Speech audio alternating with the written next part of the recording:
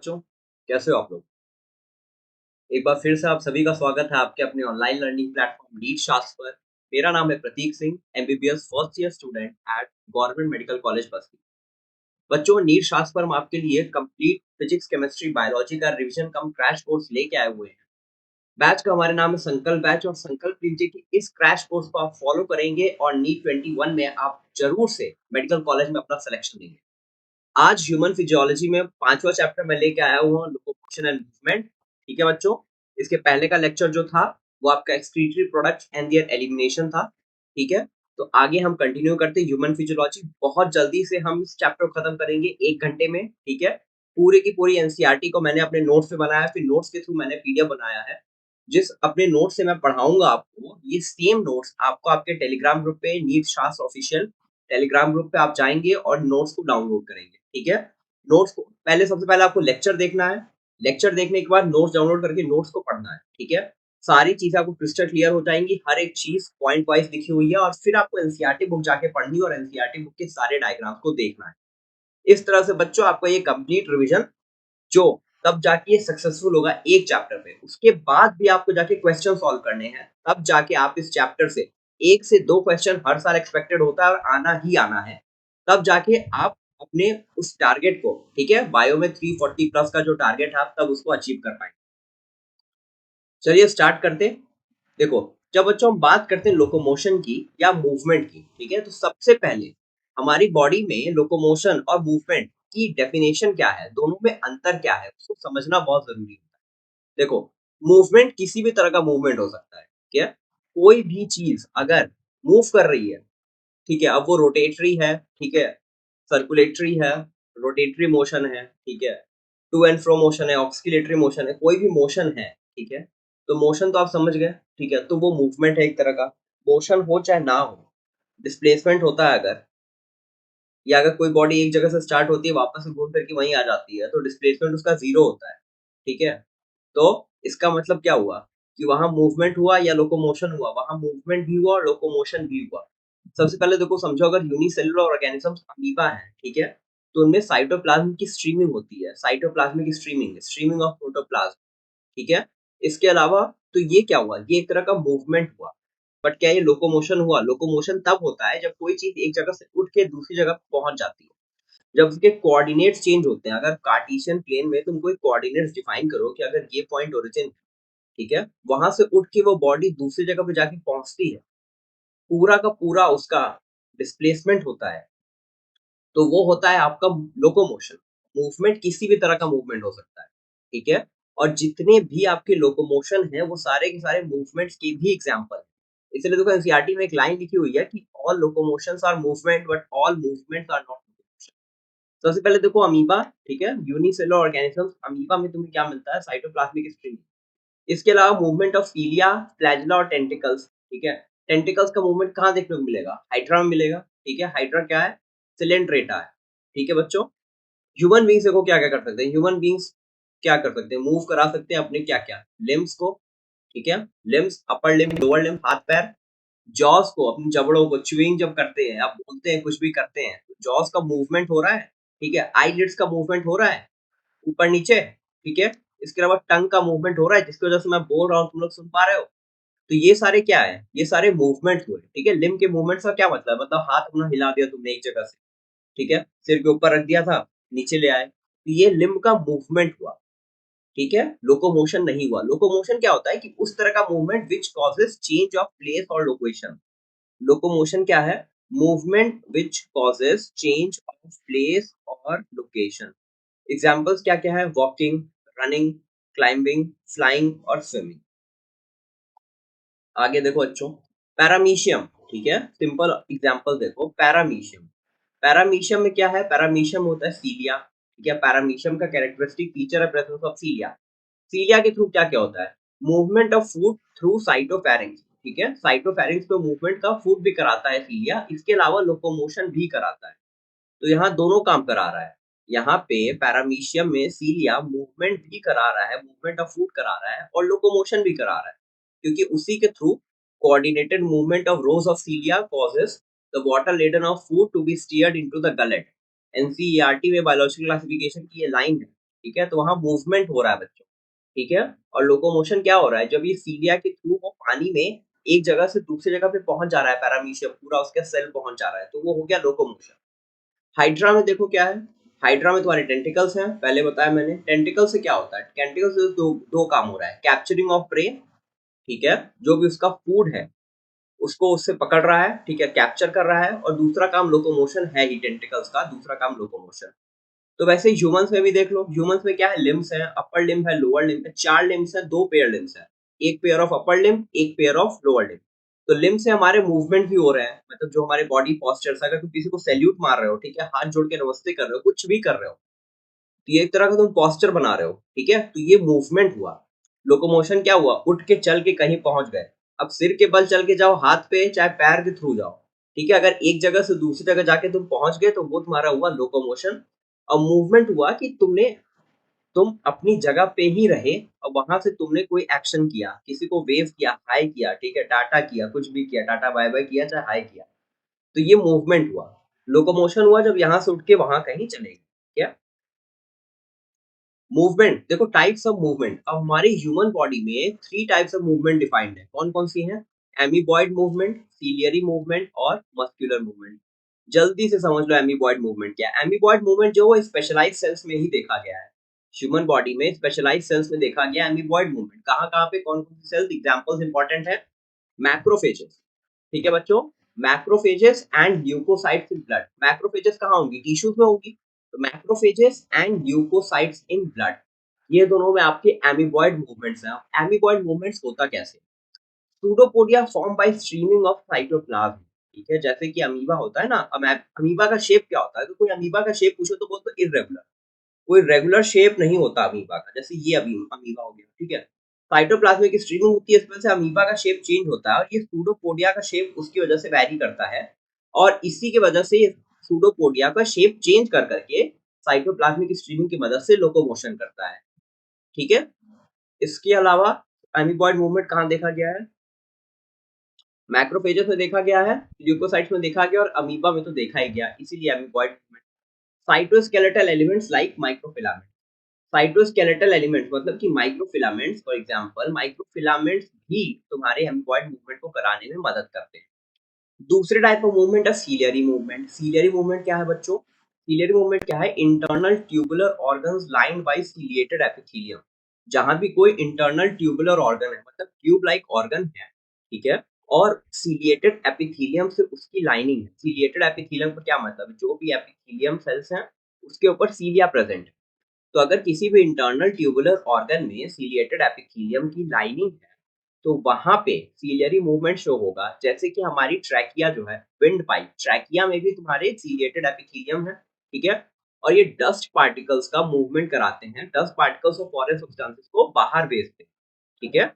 तो coordinated movements of सीलिया in trachea, coordinated movements of सीलिया in trachea removes dust particles and foreign substances. दूसरा example क्या है, passage of ओवा through the female reproductive tract. Fallopian tube में ovum का जो movement है, ठीक है, फर्टिलाइजेशन के लिए जो एम्पुलरी स्टिमस जंक्शन पे ओवा पहुंचता है, that is also example of ciliary movement. Further बच्चों आगे जो तीसरे टाइप का मूवमेंट है वो है मस्कुलर मूवमेंट, ठीक है।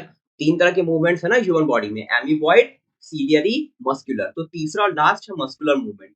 तो हमारी मूवमेंट ऑफ लिम्स, लिम्स की जो भी हमारी मूवमेंट हो रही है, जॉस की जो मूवमेंट हो रही है ऊपर नीचे जब मैं बोल रहा हूँ, खाना खाते समय या भी बोलते समय, और टंग की जो मूवमेंट हो रही है, ये भी सब तुम्हारी मस्कुलर मूवमेंट्स की एग्जांपल है। जैसे कि लोकोमोशन, अब देखो लोकोमोशन भी मस्कुलर मूवमेंट्स के थ्रू ही हो रहा है। Locomotion requires a perfect coordinated activity. Locomotion requires a perfect coordinated activity of muscular, skeletal and neural system. Locomotion जो है वो एक कॉम्प्लेक्स प्रोसेस है, और एक परफेक्ट कोऑर्डिनेशन होना चाहिए किसके किसके बीच में, मस्कुलर सिस्टम के बीच में, स्केलेटल सिस्टम के बीच में और न्यूरल सिस्टम के बीच में। जब तीनों के बीच में एक परफेक्ट कोऑर्डिनेशन होगा तभी बच्चों लोकोमोशन पॉसिबल होगा, या मूवमेंट भी ह्यूमन बॉडी में, इस तरह की मूवमेंट, ठीक है, जो मस्कुलर मूवमेंट्स हमारी बॉडी में हो रहे हैं। तो ये एनसीईआरटी की एग्जाम लाइन है, ये बहुत इंपॉर्टेंट है कि locomotion requires a perfect coordinated activity of muscular, skeletal and neural systems, तीन सिस्टम्स जब मिल के काम कर रहे हैं परफेक्ट कोऑर्डिनेशन में, तब मूवमेंट्स हो रही हैं हमारी बॉडी में या लोकोमोशन हो रहा है। ठीक है। अब देखो सबसे पहले बच्चों हमें पढ़ना है इस चैप्टर में मस्कुलर सिस्टम, और उसके बाद फिर पढ़ना है स्केलेटल सिस्टम। सीधे देखो मसल पे आ जाते हैं। ठीक है। तो मसल क्या है? Specialised tissue of mesodermal origin, 40 to 50% of the total body weight. ये डाटा बहुत इंपॉर्टेंट है। मस्कुलर टिश्यूज जब पढ़ा होगा तो वहां भी है कि 40 to 50% of total body weight, and muscular tissues are mesodermal in origin. Special properties क्या क्या है तुम्हारी मस्कुलर टिश्यूज की? मस्कुलर टिश्यूज की बहुत ही स्पेशल प्रॉपर्टीज हैं, चार हैं। Excitability, contractility, elasticity and extensibility. Excitability का क्या मतलब है?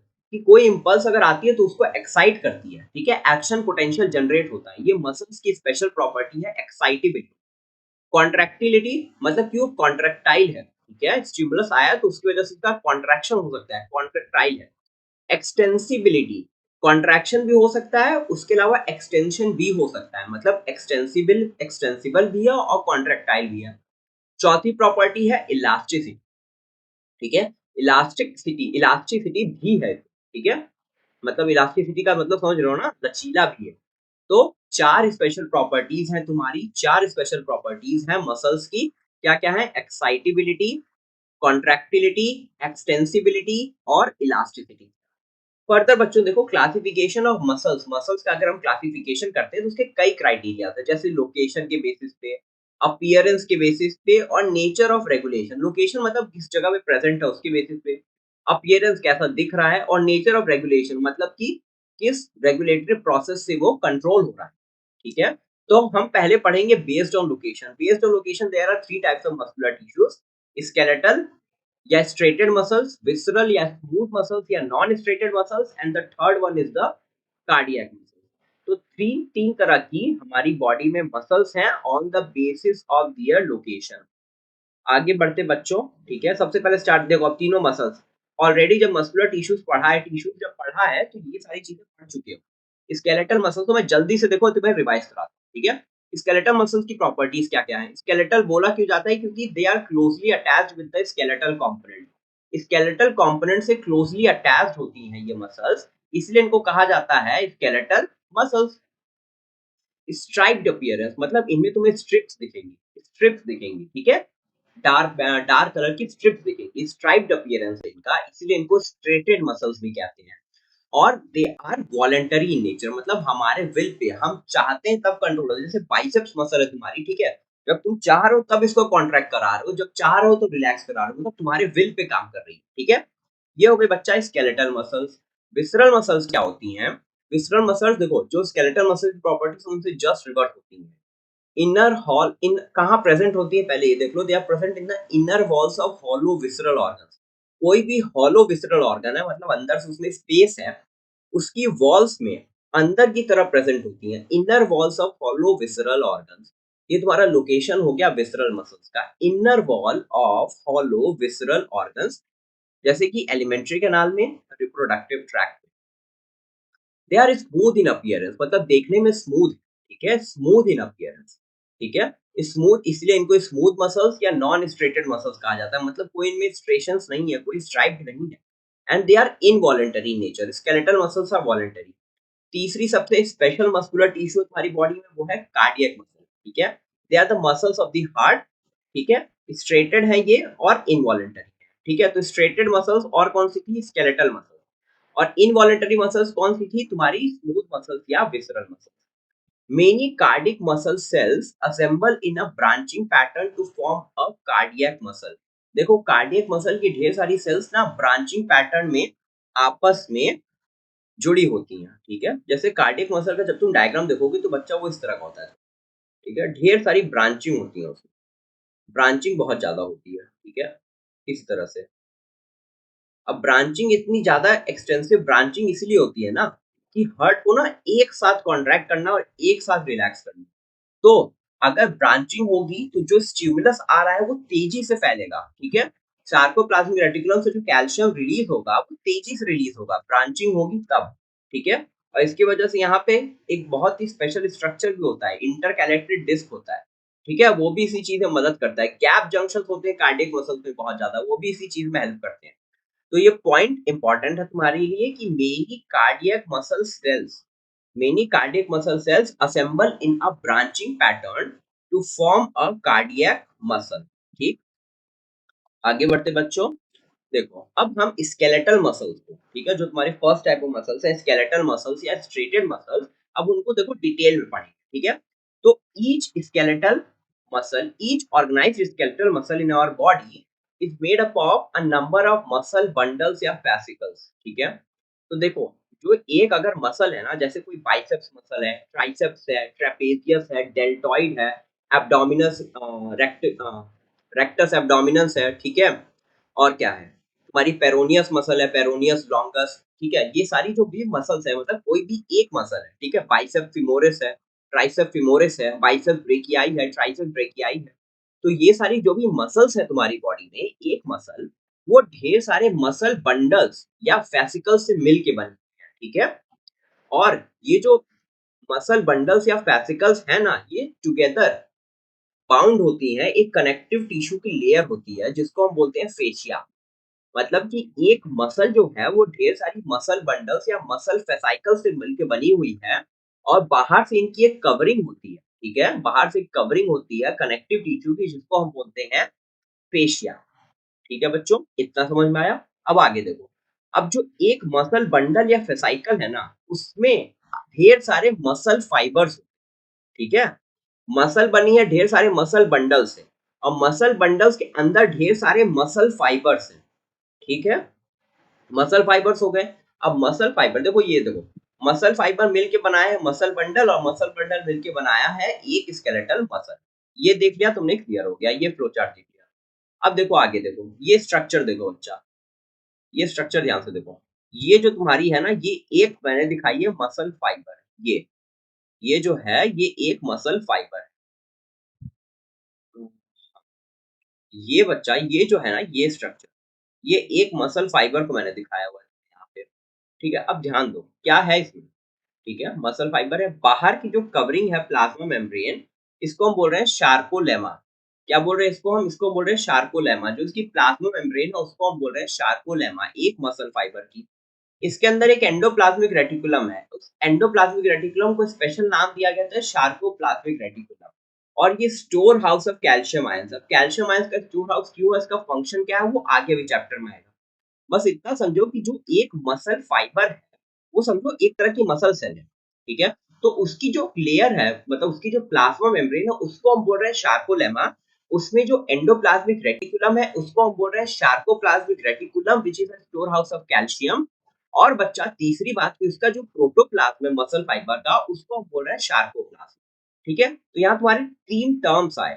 ये जो मसल फाइबर है उसमें तीन टर्म्स है, शार्कोलेमा, शार्कोप्लाज्म, शार्कोप्लाज्मिक रेटिकुलम। अब देखो आगे देखो, ये स्ट्रक्चर देखो, तुरंत तुम्हें सारी चीजें क्लियर हो जाएगी। ये देखो, ये एक एक ना मसल फाइबर हो गई, ये एक एक मसल फाइबर हो गई, या मसल सेल लिखा हुआ है यहाँ पे, लिखा हुआ है कि एक मसल फाइबर हो गई या मसल सेल हो गई, ठीक है।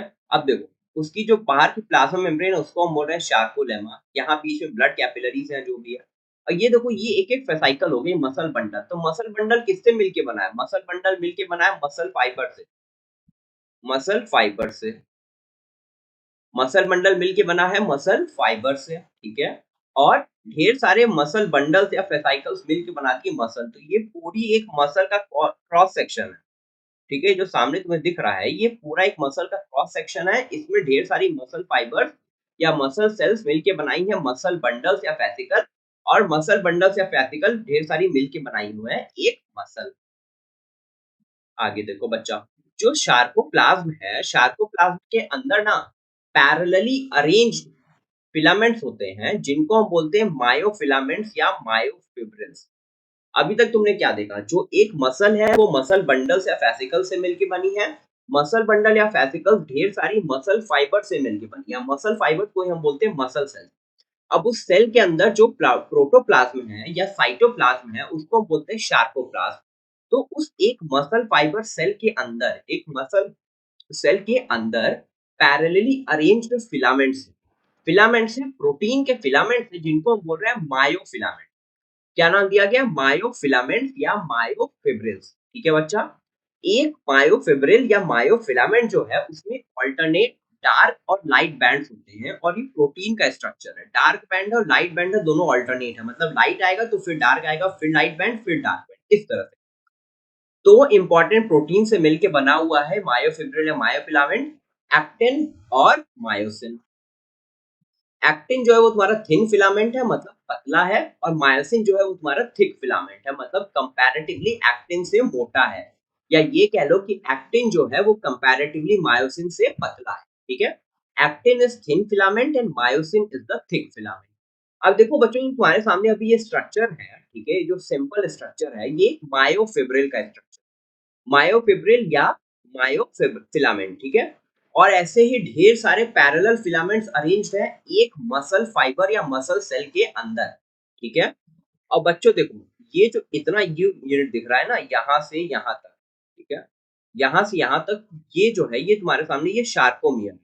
और sarcomere is a functional unit of contraction, functional unit of contraction, ठीक है। फंक्शनल यूनिट ऑफ लाइफ जैसे सेल है, फंक्शनल यूनिट ऑफ किडनीज जो है वो ऐसे निफ्रॉन है, ठीक है।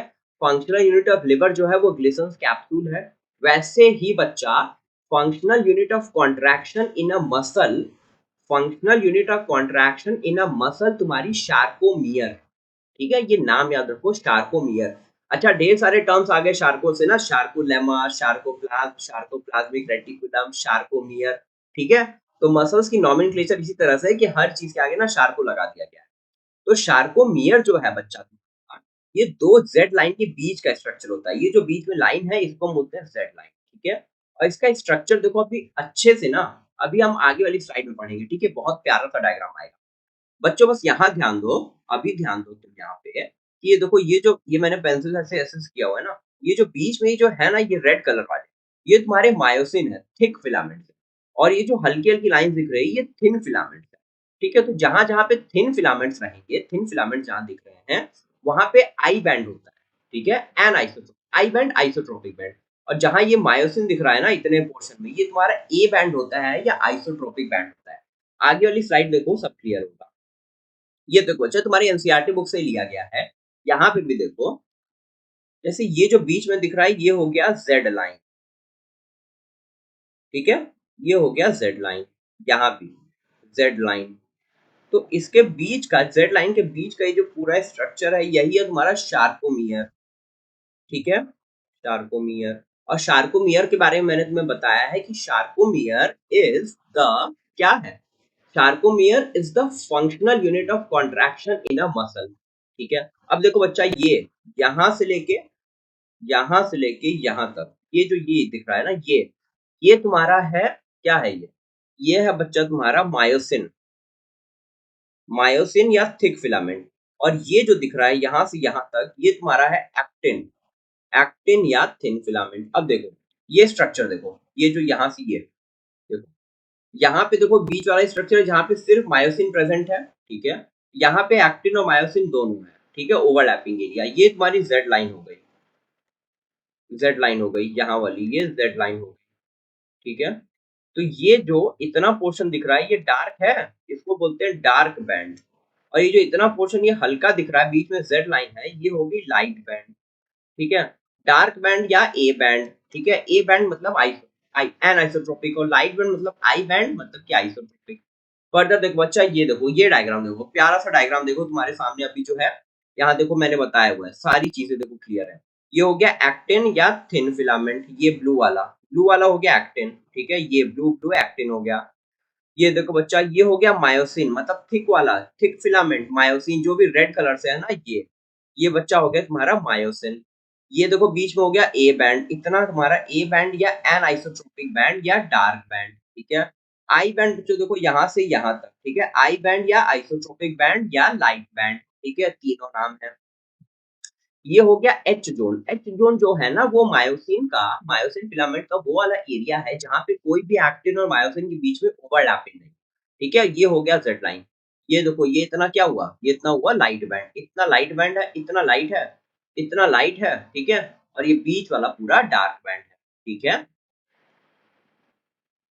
इस तरह से। ठीक है बच्चों, समझ में आया, समझ में तो आया हो, ठीक है। और बीच में देखो ये जो मायोसिन है ना, ये हवा में लटका नहीं होता, ये बीच में ऐसे एम लाइन एक जाती है, एम लाइन जाती है, ठीक है। पतली सी फिलामेंट होती है जो मायोसिन को अपनी जगह पे होल्ड करके रखती है, ठीक है। ड्यूरिंग मसल कॉन्ट्रैक्शन, मसल जब कॉन्ट्रैक्ट होती है ना, तो ये जो यहाँ से यहाँ तक का पोर्शन है, ये वाला, यही है तुम्हारे एक शार्कोमियर फंक्शनल यूनिट ऑफ कॉन्ट्रैक्शन। तो शार्क जब मसल कॉन्ट्रैक्ट होती है, मतलब शार्कोमियर कॉन्ट्रैक्ट होता है, दोनों जेड लाइन अंदर की तरफ आती है, ठीक है।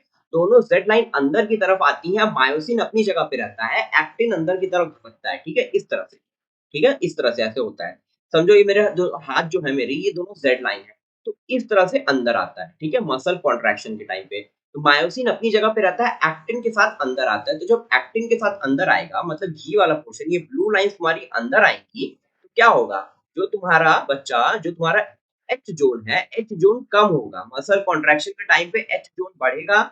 और आई बैंड जो है, आई बैंड, ठीक है, आई बैंड तुम्हारा वो भी रेड्यूस होगा, ये वाला एरिया रेड्यूस होगा, ठीक है।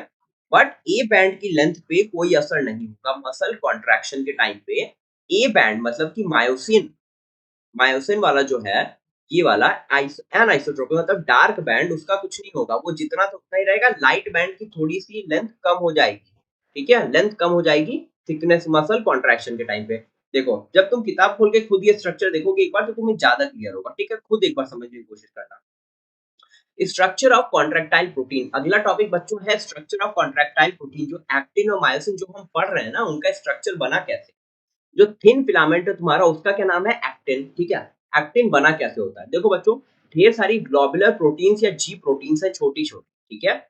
इनका पॉलीमराइजेशन होता है, ये ग्लोबुलर प्रोटीन्स हैं, ठीक है, ग्लोबुलर प्रोटीन्स है, जी एक्टिन बोलते हैं, जी एक्टिन, ठीक है। इनका होता है बच्चों पॉलीमराइजेशन, और ये आपस में हेलिकली बाउंड होती है, ठीक है, आपस में हेलिकल फॉर्म में अरेंज हो जाती है, हेलिकल फॉर्म में अरेंज हो जाती है। और इसको बोल रहे हैं F actin, filamentous actin. G actin का पॉलीमराइजेशन हुआ, एफ एक्टिन बन गया, ठीक है। ट्विन फिलामेंट, दो फिलामेंट है यहाँ पे, एफ एक्टिन की दो फिलामेंट है, ठीक है। इसके बाद बच्चों देखो क्या होता है कि ये ट्रोपोमायोसिन प्रोटीन की एक और हेलिकली बाउंड स्ट्रक्चर है, ट्रोपोमायोसिन, ठीक है। और ट्रोपोमायोसिन के ऊपर ना, ट्रोपोमायोसिन के ऊपर रेगुलर इंटरवल पे एक कॉम्प्लेक्स प्रोटीन ट्रोपोनिन जुड़ा होता है, ठीक है, ट्रोपोनिन डिस्ट्रीब्यूटेड ऑन ट्रोपोमायोसिन, जो एक तरह का कॉम्प्लेक्स प्रोटीन है, ठीक है। ये छोटे छोटे जो पिंक कलर वाले दिख रहा है ना, ये तीन तीन यूनिट्स है इसके, तो ये ट्रोपोनिन हो गया, ठीक है। ये कॉम्प्लेक्स प्रोटीन ट्रोपोनिन है, जो प्रोटीन फिलामेंट ट्रोपोमायोसिन के ऊपर रेगुलर इंटरवल्स में डिस्ट्रीब्यूटेड है।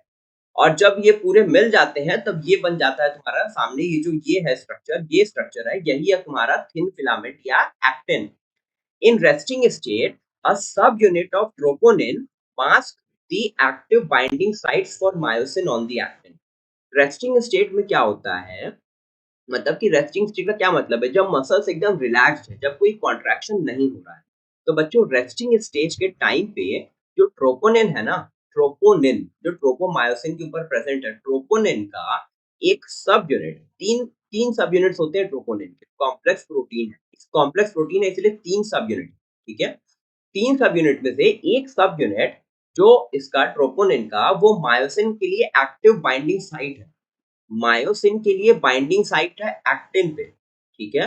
और एक्टिन के लिए बाइंडिंग साइट है मायोसिन, मतलब दोनों पे एक बाइंडिंग साइट है, एक्टिन पे भी और मायोसिन पे भी, जहां पे दोनों एक दूसरे से जुड़ते हैं, ठीक है। तो ट्रोपोनिन का एक सब यूनिट एक्टिन के ऊपर जो मायोसिन से जुड़ने के लिए बाइंडिंग साइट है, उसको कवर करके रखता है जब कोई कॉन्ट्रैक्शन नहीं हो रहा है, जब मसल रिलैक्स स्टेट, ठीक है बच्चों। ये हो गया थिन फिलामेंट का स्ट्रक्चर। आगे देखो थिक फिलामेंट, ठीक है, थिक फिलामेंट या दूसरा नाम क्या है, मायोसिन, ठीक है। तो ये भी polymerized protein form by many monomeric proteins called meromyosin. वहां पे जो तुम्हारा एक्टिन था, वो पॉलीमराइजेशन हो रहा था जी एक्टिन का, जी एक्टिन का पॉलीमराइजेशन एफ एक्टिन का, उसके बाद ट्रोपोमायोसिन और ट्रोपोनिन, और उसके बाद चारों जब मिले हैं तो कॉम्प्लेक्स स्ट्रक्चर बना है, तीनों जब मिले हैं तो कॉम्प्लेक्स स्ट्रक्चर बना है तुम्हारा एक्टिन का। वैसे थिक फिलामेंट जो है वो भी पॉलीमराइजेशन है मेनी मोनोमेरिक प्रोटीन्स, जिनको हम बोल रहे हैं मीरोमायोसिन, ठीक है बच्चा, मीरोमायोसिन। मीरोमायोसिन है क्या, मीरोमायोसिन में देखो दो चीजें हैं, एक ग्लोबुलर हेड है और उसका एक शॉर्ट आर्म है, ग्लोबुलर हेड और शॉर्ट आर्म है, और टेल है। जो ग्लोबुलर हेड जो है, जो ग्लोबुलर हेड है उसका जो शॉर्ट आर्म है, दोनों को मिला के हम बोलते हैं H M M. H M M है हैवी मीरोमायोसिन, और जो उसका टेल है उसको हम बोलते हैं LMM। LMM है तुम्हारा लाइट मीरोमायोसिन, ठीक है। तो एक हो गया तुम्हारा HMM, एक हो गया LMM, ठीक है। मीरोमायोसिन के दो तुम्हारे क्या हो गए, मीरोमायोसिन के दो पार्ट्स हो गए, एक हैवी मीरोमायोसिन, एक लाइट मीरोमायोसिन। देखो बच्चा, ये जो स्ट्रक्चर है तुम्हारे सामने यही है मायोसिन का, मीरोमायोसिन, ठीक है। ऐसे ही ढेर सारे मीरोमायोसिन आपस में जुड़ जाते हैं तो तुम्हारा मायोसिन बन जाता है। नाम देखो कितना इजी है, मीरोमायोसिन का जब पॉलीमराइजेशन हो गया तो मायोसिन बन गया। अब देखो यहाँ पे देखो एक्टिव साइट फॉर एक्टिन है, एक्टिन के लिए एक्टिव साइट है, और एटीपी एटीपीएस साइट्स है, एटीपी बाइंडिंग साइट्स है। एटीपी के लिए बाइंड करने के लिए ट्रायंगुलर वाला एटीपी बाइंडिंग साइट है, उसके ऊपर जो है एक्टिन के लिए साइट है। ये हो गया हेड, ठीक है, इतना पोर्शन हो गया हेड। ये हो गया शॉर्ट आर्म में, छोटी सी आर्म हो गई। और पीछे वाला टेल हो गया, टेल को ही बोल रहे हैं लाइट मीरोमायोसिन, और हेड को ही बोल रहे हैं, हेड और शॉर्ट आर्म को मिला के बोल रहे हैं हैवी मीरोमायोसिन, ठीक है।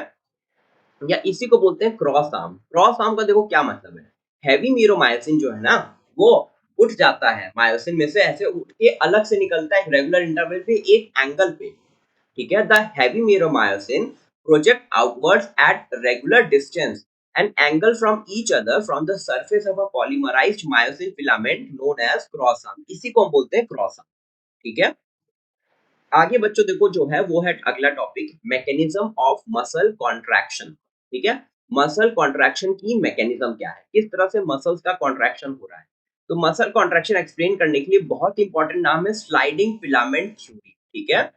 स्लाइडिंग फिलामेंट थ्योरी के बेसिस पे मसल का पूरा जो मैकेनिज्म है कॉन्ट्रैक्शन का वो एक्सप्लेन किया जा सकता है, ठीक है बच्चों।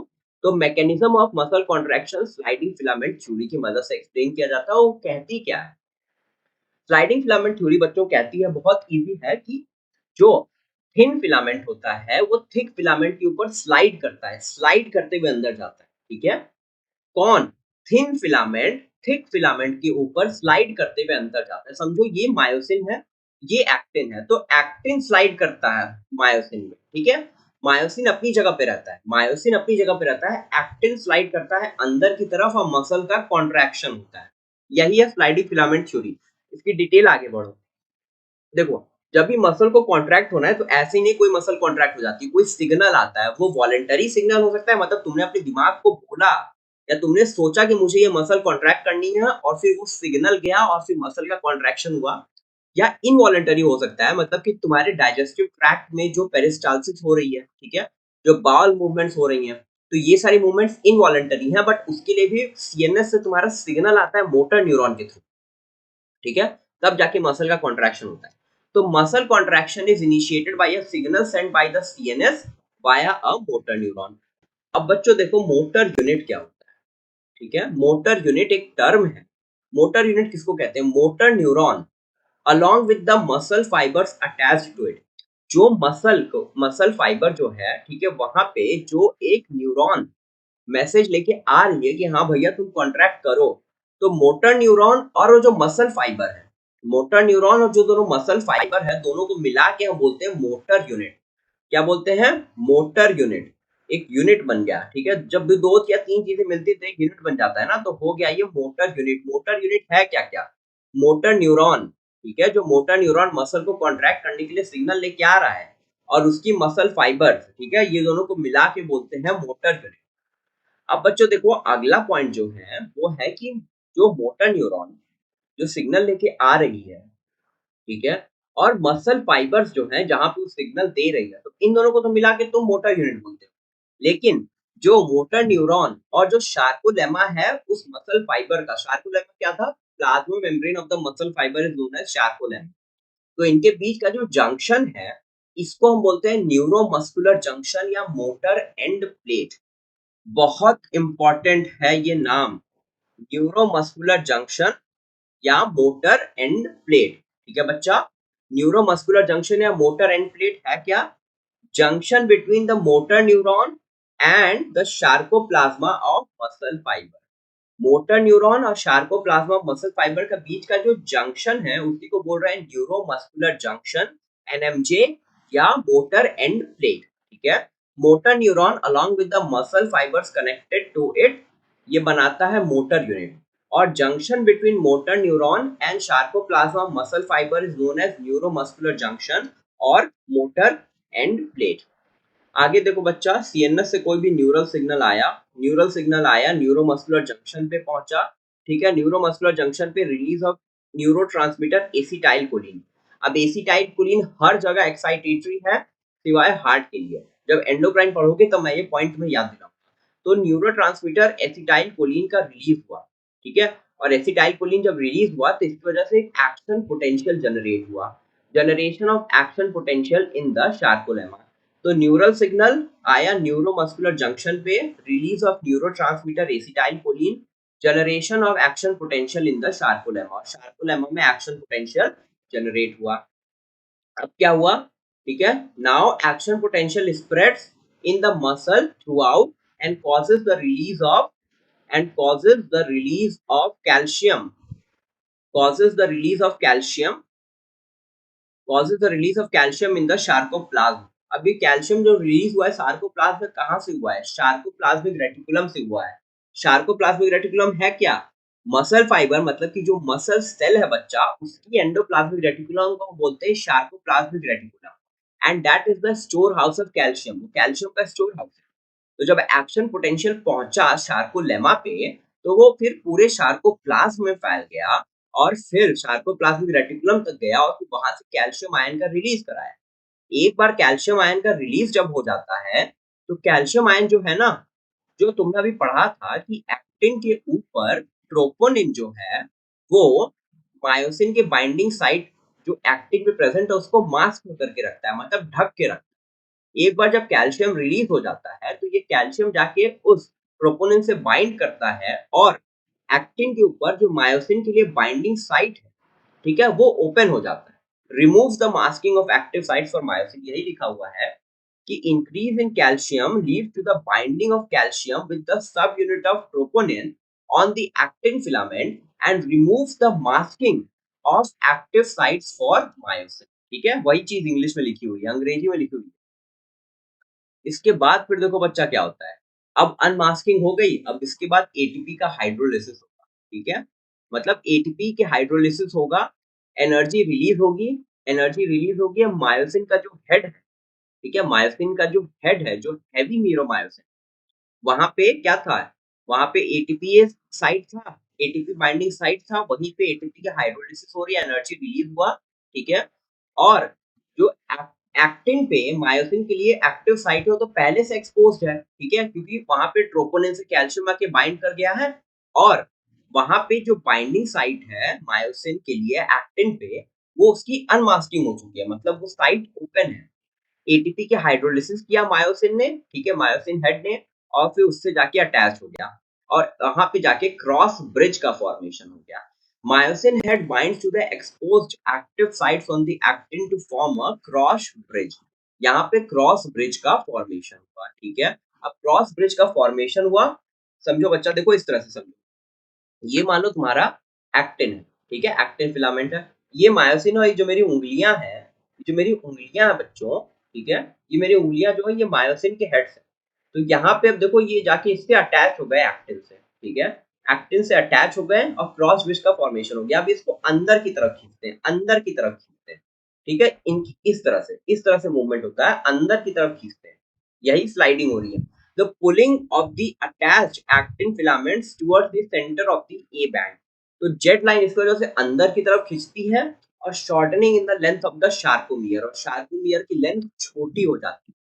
इसी प्रोसेस को बोल रहे हैं कॉन्ट्रैक्शन। तो मसल में हो गया कॉन्ट्रैक्शन, ये था पूरा का पूरा मैकेनिज्म मसल कॉन्ट्रैक्शन का। इसमें होता क्या, इसमें आई बैंड, ठीक है, जो लाइट बैंड है उसकी लेंथ कम हो जाती है और ए बैंड वो सेम लेंथ का रहता है, जैसा कि मैं पहले बता चुका हूँ। पर तो बच्चों देखो आगे देखो, myosin heads after releasing ADP and IP। Myosin head after releasing ADP and IP goes back to relaxed state। Myosin head जो है वो ADP, मतलब कि ATP के हाइड्रोलिसिस करने के बाद क्या बचेगा, ADP बचेगा और इनऑर्गेनिक फॉस्फेट बचेगा। इसको मायोसिन हेड रिलीज कर देता है और वापस से रिलैक्स्ड स्टेट में आ जाता है, ठीक है। और क्रॉस ब्रिज, अब इसके बाद रिलैक्स स्टेट में आ गया। अब देखो फिर से क्या होगा, फिर से एटीपी जाएगा वहां पे, फिर से एटीपी एटीपीएस साइड पे आएगा मायोसिन के हेड पे, ठीक है। एटीपी के फिर से हाइड्रोलिसिस होगी हाइड्रोलिसिस होगी, अब जब एटीपी फिर से जाके बाइंड करता है ना वहाँ पे, तो क्रॉस ब्रिज टूट जाता है। जो क्रॉस ब्रिज बना हुआ था पुराना वाला, वो टूट जाता है। और जब फिर से एसीपी एटीपी की फिर से हाइड्रोलिसिस होती है, तो फिर से क्रॉस ब्रिज का फॉर्मेशन होता है, ठीक है? मतलब एटीपी जब जुड़ रहा है, तो क्रॉस ब्रिज टूट जाता है। और जब एटीपी की हाइड्रोलिसिस हो रही है मायोसिन के हेड पे, जहाँ एटीपी की बाइंडिंग साइट है, तो उसके बाद फिर से क्रॉस ब्रिज का फॉर्मेशन हो रहा है और इसी तरह से फिर साइकिल कंटिन्यू कर जाएगी। Process continues till the calcium is pumped back in the sarcoplasmic reticulum, resulting in the masking of the actin filaments. तब तक होगा ना जब तक वो स्टिमुलस आया है, जब तक न्यूरोट्रांसमीटर एसिटाइल कोलिन का रिलीज हो रहा है, तब तक कैल्शियम आयन सार्कोप्लाज्मिक रेटिकुलम से रिलीज हो रहा है। जब तक कैल्शियम रिलीज हो रहा है, तब तक एक्टिन अनएक्सपोज्ड है। तब तक एक्टिन जब तक अनएक्सपोज्ड है, मतलब उसकी बाइंडिंग साइट खाली है मायोसिन वाली, तब तक मायोसिन उससे जुड़ता जा रहा है। एक बार कैल्शियम की सप्लाई बंद हो जाएगी, मतलब एक बार जब कैल्शियम वापस से पंप बैक हो जाएगा सार्कोप्लाज्मिक रेटिकुलम में, फिर से सार्कोप्लाज्मिक रेटिकुलम में चला जाएगा, तो जब कैल्शियम वापस से चला गया बच्चों, तो जो एक्टिन के ऊपर मायोसिन के लिए बाइंड करने वाली साइट है, वो फिर से उसकी मास्किंग हो जाएगी। फिर से वहां पे ट्रोपोनिन का एक सब यूनिट आके उसको ढक लेगा, उसकी मास्किंग कर देगा। तो अब मायोसिन चाह के भी उससे जुड़ नहीं पाएगा, चाहे उसके पास कितना भी एटीपी। ठीक है, जहां पे उसको जाकर फिट होना है मायोसिन के हेड को, तो वहां तो पहले से ही कोई चीज ऐसी है, ट्रोपोनिन, वहां पे ट्रोपोनिन का सब यूनिट प्रेजेंट है। ठीक है, तो मायोसिन उससे बाइंड कर नहीं पाएगा। ठीक है, कर नहीं पाएगा तो वापस से मसल रिलैक्स स्टेट में आ जाएगी। तो ये हो गया रिलैक्सेशन। ठीक है, Z line returns back to the original position. तो ये था पूरा का पूरा मसल कॉन्ट्रैक्शन का प्रोसेस। अब एनसीईआरटी में देखो, ये डायग्राम देख लोगे तो तुम्हें सब चीज क्लियर हो जाएगी। यहाँ पे देखो क्या है, ये एक्टिन फिलामेंट है, ये है तुम्हारा एक्टिन फिलामेंट, ठीक है, मायोसिन फिलामेंट। यहाँ पे देखो एडीपी प्लस, मतलब यहाँ पे देखो हाइड्रोलिसिस हो गई, हाइड्रोलिसिस हुई तो फिर उसके बाद क्रॉस ब्रिज का फॉर्मेशन हुआ, मायोसिन हेड फॉर्मेशन और क्रॉस ब्रिज लिखा हुआ है। अब इसका देखो स्लाइडिंग या रोटेशन का मतलब अंदर की तरफ खींचा इसमें, ठीक है, अंदर की तरफ खींचा और फिर इसके साथ साथ ही एडीपी और इनऑर्गेनिक फॉस्फेट रिलीज कर दिया। ठीक है, अब इसके बाद दोबारा से एटीपी आके जुड़ा, जैसे ही नया वाला एटीपी आके जुड़ा, क्रॉस ब्रिज टूट गया, तो यहाँ लिखा हुआ है ब्रेकिंग ऑफ क्रॉस ब्रिज। अब इसके बाद फिर से एटीपी का हाइड्रोलिसिस हुआ, पूरा प्रोसेस कंटिन्यू होगा। ठीक है, इतना इजी है। बाकी देखो, reaction time of the fibres can vary in different muscles. Muscles का जो रिएक्शन टाइम है, वो डिफरेंट मसल्स में वैरी कर सकता है। मतलब स्केलेटल मसल में, विसरल या स्मूथ मसल्स में और कार्डियक मसल्स में, जो मसल्स का अपना अपना रिएक्शन टाइम है स्टिमुलस के लिए, वो अलग अलग हो सकता है। ठीक है, तो इसमें दिक्कत क्या है, जब मसल्स दूसरे तरह की हैं, उनकी प्रॉपर्टीज थोड़ी अलग है आपस में, तो जो स्टिमुलस आएगा उसके लिए उनका रिएक्शन भी अलग ही होगा। ठीक है, अब देखो बच्चों, रिपीटेड एक्टिविटीज ऑफ मसल्स, मतलब कि बार बार रिपीटेड एक्टिवेशन, कॉन्ट्रैक्शन हुए जा रहा है, कॉन्ट्रैक्शन बार बार मसल्स का हो रहा है, तो उसकी वजह से देखो क्या है कि वहां पे एटीपी की रिक्वायरमेंट है, एटीपी की हाई रिक्वायरमेंट है। अब एटीपी कहाँ से आता है, जब रेस्पिरेशन होता है, एरोबिक रेस्पिरेशन होगा शुरू में, बट एक बार ऑक्सीजन की कमी होने लगेगी तो एनएरोबिक रेस्पिरेशन होने लगेगा, क्योंकि मसल कॉन्ट्रैक्शन करना है तो एटीपी तो चाहिए ही। ठीक है, बार बार रिपीटेड एक्टिविटी हो रही है, ऑक्सीजन जब कमी होने लगेगी तो एनारोबिक रेस्पिरेशन के थ्रू वहां पे बच्चों एटीपी का रिलीज होगा, एटीपी का फॉर्मेशन होगा और वो मसल कॉन्ट्रैक्शन में यूज होगा। और जब भी एनारोबिक रेस्पिरेशन होगा तो एक्यूमुलेशन ऑफ लैक्टिक एसिड होगा, जिसकी वजह से दर्द होगा, पेन होगा, फटीग होगा, थकान होगी। ठीक है, अब देखो दो तरह की मसल फाइबर्स होती है बच्चा, एक होती है रेड मसल फाइबर्स, एक होती है व्हाइट मसल फाइबर्स। दोनों की प्रॉपर्टीज आपस में एकदम डिफरेंट है। रेड मसल फाइबर्स तो देखो देखने में रेड होता है, क्योंकि वहां पे एक मायोग्लोबिन नाम का पिगमेंट होता है, जो red coloured oxygen storing pigment है। ठीक है, रेड कलर्ड का एक ऑक्सीजन स्टोरिंग पिगमेंट जिसको हम बोलते हैं मायोग्लोबिन, को रेड मसल फाइबर से प्रेजेंट होता है, जिसकी वजह से उसका रेडिश अपीयरेंस होता है। और देखो red coloured oxygen storing pigment मतलब ऑक्सीजन की कोई कमी नहीं होने देना, इसका सेम मतलब है। तो यहाँ क्या है, एरोबिक रेस्पिरेशन होगा, इसीलिए इनको हमेशा बोलते हैं एरोबिक मसल्स। ठीक है, यहाँ पे माइटोकॉन्ड्रिया का नंबर भी ज्यादा होता है, ताकि ऑक्सीजन को यूज करके धड़ाधड़ एटीपी का प्रोडक्शन होते रहे। अब व्हाइट मसल फाइबर्स का जस्ट अपोजिट होगा, यहाँ पे मायोग्लोबिन का नंबर एकदम कम होगा। मायोग्लोबिन का नंबर कम होगा तो रेडिश कलर दिखेगा नहीं, व्हाइट कलर का दिखेगा। ठीक है, माइटोकॉन्ड्रिया का नंबर कम होगा और यहाँ पे एनारोबिक रेस्पिरेशन होगा। ठीक है, और यहाँ पे amount of sarcoplasmic reticulum high होता है। यहाँ पे कैल्शियम आयंस को रिलीज करने के लिए सार्कोप्लाज्मिक रेटिकुलम का नंबर ज्यादा होता है। तो बच्चों यहाँ पे आपका skeletal system, sorry, muscular system पूरा का पूरा खत्म हुआ। नेक्स्ट स्लाइड से आपको देखो स्केलेटल सिस्टम पढ़ना है। अब देखो स्केलेटल सिस्टम तो बहुत ही छोटा है, बहुत जल्दी हो जाएगा, ठीक है। मस्कुलर सिस्टम पूरा देख लिया, समझ में आ गया, स्लाइडिंग फिलामेंट थ्योरी हर एक चीज समझ में आ गई, ठीक है। कोई भी दिक्कत आती है तो कमेंट्स में पूछ लेना, ठीक है, हर एक चीज आंसर कर दूंगा मैं। स्केलेटल सिस्टम में देखो बच्चों, स्केलेटल सिस्टम क्या है, ये फ्रेमवर्क ऑफ बोन्स और फ्यू कार्टिलेज है। स्केलेटल सिस्टम का मतलब ये मत समझना कि सिर्फ और सिर्फ बोन्स की बात कर रहे हैं, ठीक है। बोन्स भी है और कार्टिलेज भी है। और कितनी हड्डियां होती है बॉडी में? 206। सबको पता है 206 होती है। जल्दी जल्दी पढ़ो, ठीक है, जल्दी जल्दी पढ़ने का आदत लो, टाइम बिल्कुल नहीं बचा है, मैक्सिमम नंबर ऑफ रिवीजन करना है, मैक्सिमम नंबर रिवीजन करना है, नीश आपको फॉलो करना है। 1 घंटे के वीडियो इसीलिए ला रहा हूं मैं, ठीक है। तो स्केलेटल मसल क्या है? फ्रेमवर्क ऑफ बोन्स और फ्यू कार्टिलेज। स्केलेटल सिस्टम में बोन्स भी आ रही है और कार्टिलेज भी आ रही है, ठीक है। बोन और कार्टिलेज क्या है? स्पेशल कनेक्टिव टिश्यू है। बोन और कार्टिलेज तुम्हारे स्पेशल कनेक्टिव टिश्यू है। हमारी बॉडी में 3 स्पेशल कनेक्टिव टिश्यू है। कौन कौन? दिमाग में थोड़ा जोर डालो, कौन कौन सी है स्पेशल कनेक्टिव टिश्यू बॉडी में?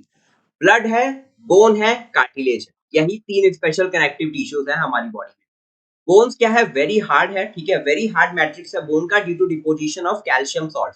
कैल्शियम सॉल्ट की डिपोजिशन की वजह से ब्रेन का जो मैट्रिक्स है बहुत हार्ड है। कार्टिलेज में क्या सिस्टम है? कार्टिलेज का जो मैट्रिक्स है स्लाइटली प्लाइएबल है, ठीक है, मतलब थोड़ा बहुत कंप्रेशन और रेजिस्टेंस उसमें पॉसिबल है, थोड़ा बहुत दबता है, ठीक है, एकदम हार्ड नहीं है। और वहां पे किसका डिपोजिशन है? कॉन्ड्रोटिन सॉल्ट का। कॉन्ड्रोटिन जो है एक तरह की प्रोटीन होती है, कॉन्ड्रियोटिन प्रोटीन, ठीक है। तो कॉन्ड्रियोटिन प्रोटीन अपने सॉल्ट बना रही है, तो वहां पे उसका डिपोजिशन है, बोन्स का डिपोजिशन है कैल्शियम सॉल्ट का।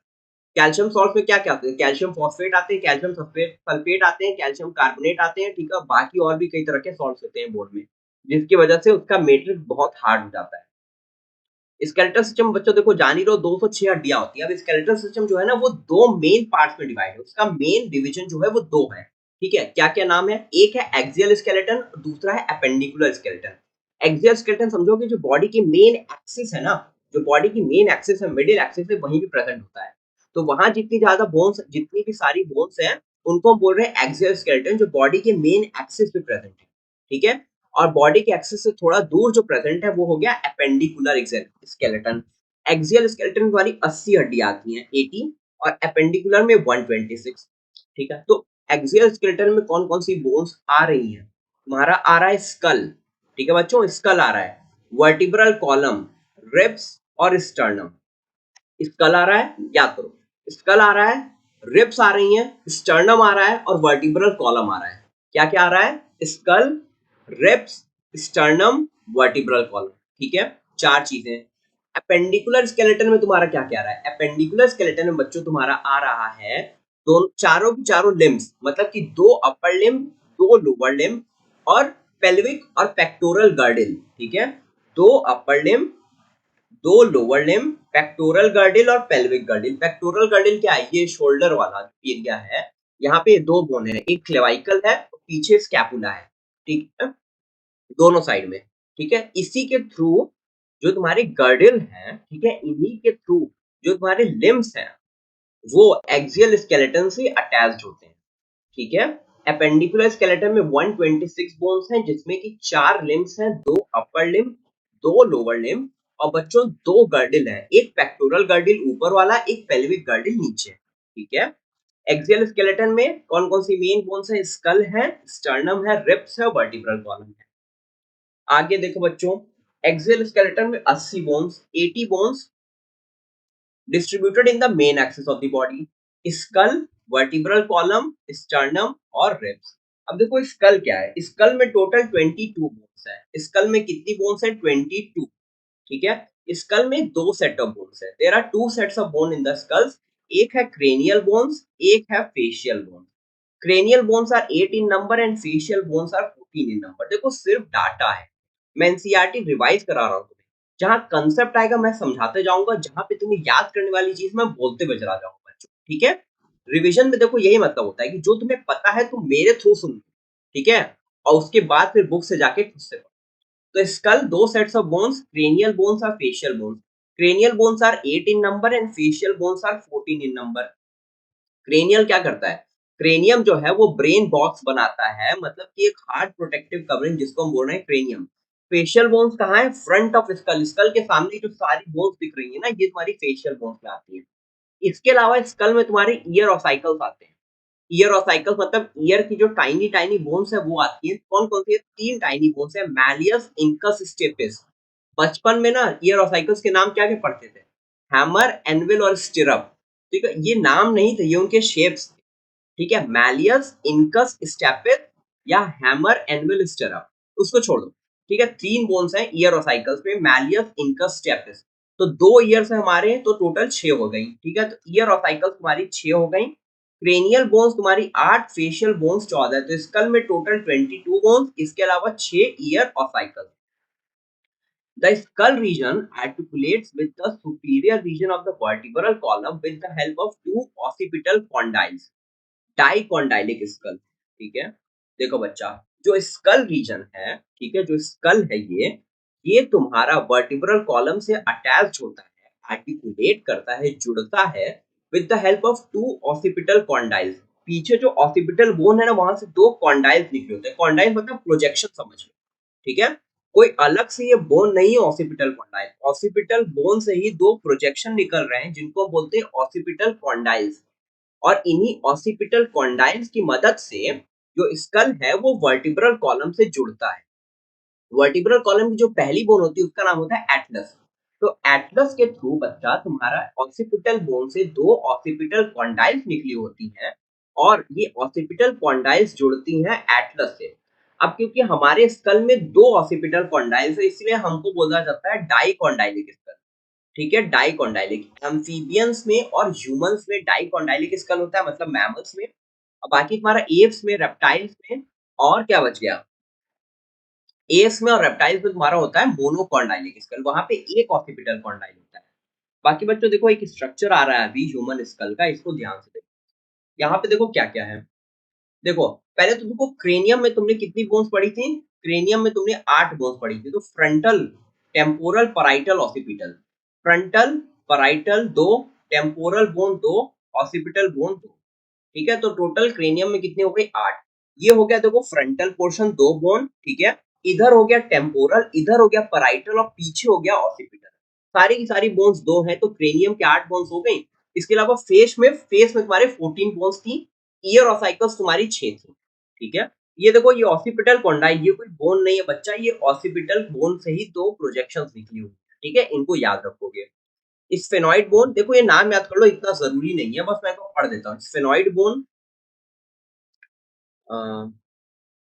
Sphenoid, ethmoid, lacrimal, nasal, zygomatic, maxilla, mandible, hyoid. देखो, 1 2 3 4 5 6 7 8, ठीक है, टोटल 8 बोन्स हैं। इसमें से कुछ पेयर्ड होती हैं, कुछ अनपेयर्ड होती हैं। ठीक है, जैसे मैक्सिला सिंगल होती है, ठीक है, लैक्राइमल बोन्स 2 होती हैं, नेजल बोन सिंगल है, तो मतलब कोई सिंगल है, कोई डबल। इथेमॉइड, स्फेनॉइड ये सब 2 2 होती हैं। टोटल मिला के ये 14 काउंट होता है। तो बस नेम याद कर लो एक बार, sphenoid, ethmoid, lacrimal, nasal, zygomatic, maxilla, mandible, hyoid. Hyoid bone हमारी बॉडी की एक स्पेशल बोन है। ठीक है, हायोइड बोन एक बड़ी स्पेशल बोन है। ये बॉडी की अकेली इकलौती ऐसी बोन है जो किसी भी और बोन से नहीं जुड़ती बॉडी की। ठीक है, हायोइड बोन के बारे में स्पेशल पॉइंट याद रखो। It is the only bone of the body which do not articulate with any other bone in the body. मतलब बॉडी की ऐसी इकलौती बोन है ये, जो किसी और बॉडी की बोन से जाके नहीं जुड़ती। इसके बाद देखो बच्चों, वर्टिब्रल कॉलम। मैंने बताया कि एक्सियल स्केलेटन में क्या क्या चीजें आती हैं। स्कल है, वर्टिब्रल कॉलम है, स्टर्नम है और रिब्स है। तो दूसरा पॉइंट स्कल हो गया। वर्टिब्रल कॉलम में देखो 26 वर्टिब्रा है। ठीक है, वर्टिब्रल कॉलम जो हमारे डॉर्सल सरफेस में है, पीछे की तरफ डॉर्सली प्लेस्ड है। डॉर्सली प्लेस्ड वर्टिब्रल कॉलम है बच्चों, उसमें 26 वर्टिब्रा है। ठीक है, और ये कहाँ से स्टार्ट होती है? स्कल से स्टार्ट होती है, स्कल से जुड़ती है डाइकोंडाइलिक स्कल, ऑसिपिटल कॉन्डाइल से जुड़ती है तुम्हारी फर्स्ट वर्टिब्री, जिसको हम बोलते हैं एटलस। तो बेस ऑफ द स्कल से स्टार्ट होती है और constitute the main framework of the trunk, trunk का मेन फ्रेमवर्क बनाती है। वर्टिब्री जो है बच्चों तुम्हारी, एक सिंगल वर्टिब्री, और पूरा मिला के, वर्टिब्रा प्लूरल होता है, वर्टिब्री सिंगुलर है। ठीक है, और पूरा मिला के 26 वर्टिब्री को मिला दोगे तो वर्टिब्रल कॉलम बन जाएगा। तो वर्टिब्रल कॉलम जो है उसमें जो एक सिंगल बोन है, जिसको हम बोल रहे हैं वर्टिब्री, उनके बीच में सेंट्रल हॉलो पोर्शन होता है। ठीक है, बीच में एक सेंट्रल पोर्शन होता है, जिसको बोलते हैं न्यूरल कैनाल। ठीक है बच्चों, न्यूरल कैनाल, और इसी के थ्रू स्पाइनल कॉर्ड जाती है। ठीक है, इसी में स्पाइनल कॉर्ड होती है, इसी न्यूरल कैनाल के अंदर स्पाइनल कॉर्ड होती है। ठीक है, first vertebrae Atlas, articulates with the occipital condyles, पहले बता चुका हूँ, कई बार बता चुका हूँ, ठीक है बच्चों। अब देखो, जो तुम्हारा ब्रेन है, सीएनएस में क्या-क्या चीज़ें आती हैं? सीएनएस में 2 चीज़ें आती हैं, ब्रेन और स्पाइनल कॉर्ड, और दोनों बहुत ही सेंसिटिव स्ट्रक्चर हैं। तो जो ब्रेन है तुम्हारा वो क्रेनियम में फिक्स्ड है, क्रेनियम में प्रोटेक्टेड है, और जो स्पाइनल कॉर्ड है वो तुम्हारा वर्टिब्रल कॉलम के बीच में जो न्यूरल कैनाल है हर एक वर्टिब्री में, उसमें वो सेफली प्रोटेक्टेड है, ठीक है? समझ में आया? यही है वर्टिब्री का फंक्शन मेन। अब जो 26 वर्टिब्री हैं उनमें अलग-अलग नाम दिए गए हैं। जैसे सर्वाइकल जो है वो सारी नेक रीजन में प्रेजेंट है, सर्वाइकल। उसके बाद थोरैक्स रीजन में जितनी वर्टिब्री प्रेजेंट है उनको बोलते हैं थोरैसिक। तुम्हारी जो उसके बाद जो एब्डोमिनल कैविटी में जितनी वर्टिब्री प्रेजेंट है उनको बोलते हैं लंबार। उसके नीचे आती है सैक्रल, फिर उसके नीचे आते हैं कॉक्सीडियल, ठीक है? सर्वाइकल वर्टिब्री 7 है, थोरैसिक तुम्हारी 12 है, लंबर तुम्हारी 5 है, सैक्रल और कॉक्सीजियल जो है ना वो ढेर सारी बोन होती हैं, 4 होती हैं, नीचे 5 होती हैं, 5 होती हैं, नीचे 4 होती हैं, दोनों सब फ्यूज़ कर जाती हैं, ठीक है? जैसे जब चाइल्ड बर्थ लेता है, बच्चा जब बर्थ लेता है तो 300 बोन्स होती है, फिर बाद में 206 हो जाती है ना, तो ऐसे ही बॉडी में कई बोन्स जो होती हैं वो आपस में फ्यूज़ कर जाती हैं। वैसे ही सैक्रम और कॉक्सीजियल जो है ना वो ढेर सारी बोन्स फ्यूज़ करके एक बोन हो जाती है, ठीक है? तो देखो यहाँ देखो, cervical 7, thoracic 12, lumbar 5, sacral 1 fused and coccygeal 1 fused. Cervical जो है नेक रीजन, ये हेड की तरफ से नीचे टेल एंड की तरफ है, ठीक है? और जो सर्वाइकल वर्टिब्री है ये मैमल्स में, मतलब सारे के सारे मैमल्स में, एक दो को एक्सेप्शन है उनको छोड़ दो, बाकी सारे के सारे मैमल्स में तुम्हारी सर्वाइकल वर्टिब्री 7 होती है, ठीक है? ह्यूमंस में भी सर्वाइकल वर्टिब्री 7 ही। अब देखो यही वर्टिब्रल कॉलम करता क्या है, प्रोटेक्ट्स स्पाइनल कॉर्ड, ठीक है, सपोर्ट्स हेड। स्पाइनल कॉर्ड का प्रोटेक्शन इसका मेन फंक्शन, स्पाइनल कॉर्ड का प्रोटेक्शन तुम्हारा वर्टिब्रल कॉलम का मेन फंक्शन है, ठीक है? तो protects spinal cord, protects head and attachment for the ribs and muscles of the back. इसके अलावा रिब्स का अटैचमेंट, जो हमारी रिब्स हैं ये पीछे की तरफ डॉर्सल सरफेस में रिब्स से अटैच्ड, वर्टिब्रल कॉलम से अटैच्ड होती हैं रिब्स, ठीक है? तो attachment for the ribs and muscles of the back, और बैक की हमारी जो भी मसल्स हैं, ठीक है, जैसे कि लैटिसिमस डॉर्साई, ट्रेपेजियस, ठीक है, डेल्टॉइड, या जो भी तुम्हारी बैक की मसल्स है बच्चों, इनका अटैचमेंट और रिब्स का अटैचमेंट, इसका भी मेन फंक्शन है वर्टिब्रल कॉलम का, ये फंक्शन। यहाँ देखो तुम्हारे सामने वर्टिब्रल कॉलम है, यहाँ पे देखो cervical vertebrae 7, thoracic vertebrae 12, lumbar vertebrae 5, ठीक है, सैक्रम 1, कॉक्सीजियल 1, ठीक है? सर्वाइकल वर्टिब्री नेक रीजन में, थोरैसिक वर्टिब्री थोरैसिक रीजन में, उसके नीचे लंबर, फिर सैक्रम, फिर कॉक्सीजल और इंटरवर्टिब्रल डिस्क। देखो हर ये जो वर्टिब्री है, एक वर्टिब्री के बीच में ना एक कार्टिलेज होता है, ठीक है? जिसको हम बोलते हैं इंटरवर्टिब्रल डिस्क, ठीक है बच्चों? आगे बढ़ते हैं, जल्दी से चैप्टर को खत्म करते हैं हम, ठीक है? देखो क्या-क्या था, एक्सियल स्केलेटन में तुम्हारा क्या-क्या था? स्कल था, वर्टिब्रल कॉलम था, स्टर्नम था और रिब्स था। तो देखो स्टर्नम क्या है, स्टर्नम के बारे में बस एक पॉइंट है, फ्लैट बोन है, flat bone on the ventral midline of the thorax. ये सामने जो फील होता है ना, यहाँ पे बोनी स्ट्रक्चर यहाँ से यहाँ तक, ठीक है?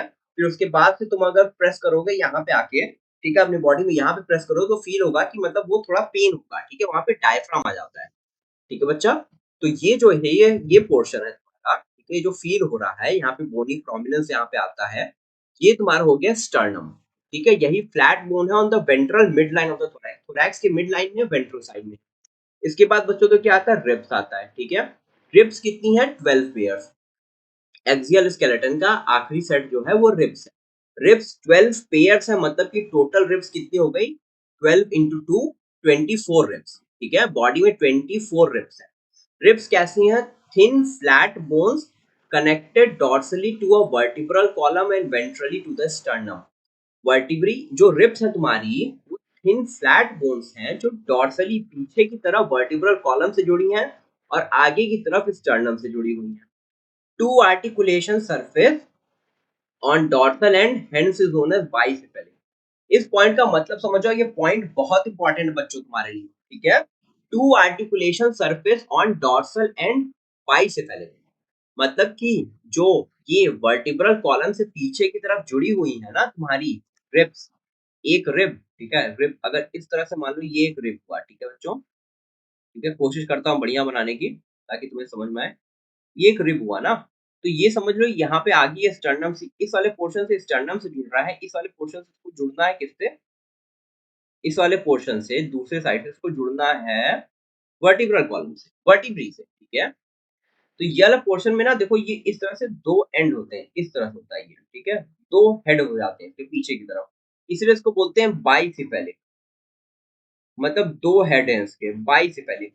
Two articulation surface on the dorsal side, और इन दो आर्टिकुलेशन सरफेस है, दो हेड हैं और दो आर्टिकुलेशन सरफेस है, और इनकी मदद से ये वर्टिब्रल कॉलम से जुड़ता है, इसीलिए इसको बोलते हैं बाइसिफेलिक रिब्स, ठीक है। फर्स्ट 7 पेयर रिब्स, पहली 7 पेयर रिब्स हैं, ऊपर से काउंट करते हुए नीचे जाएंगे तो पहली 7 पेयर रिब्स जो हैं they are known as true ribs. True ribs क्यों बोलते हैं? क्योंकि ये पीछे की तरफ dorsally attached with the thoracic vertebrae and ventrally to the sternum, और स्टर्नम से जुड़ी होती है with the help of hyaline cartilage, ठीक है। हाइलिन कार्टिलेज की मदद से आगे की तरफ वेंट्रल साइड की तरफ ये स्टर्नम से जुड़ी होती है, और पीछे ये बाइसेफेलिक है, मतलब इनके दो हेड्स हैं, दो आर्टिकुलेशन सरफेस है जिसकी मदद से ये वर्टिब्रल कॉलम से जुड़ी होती है।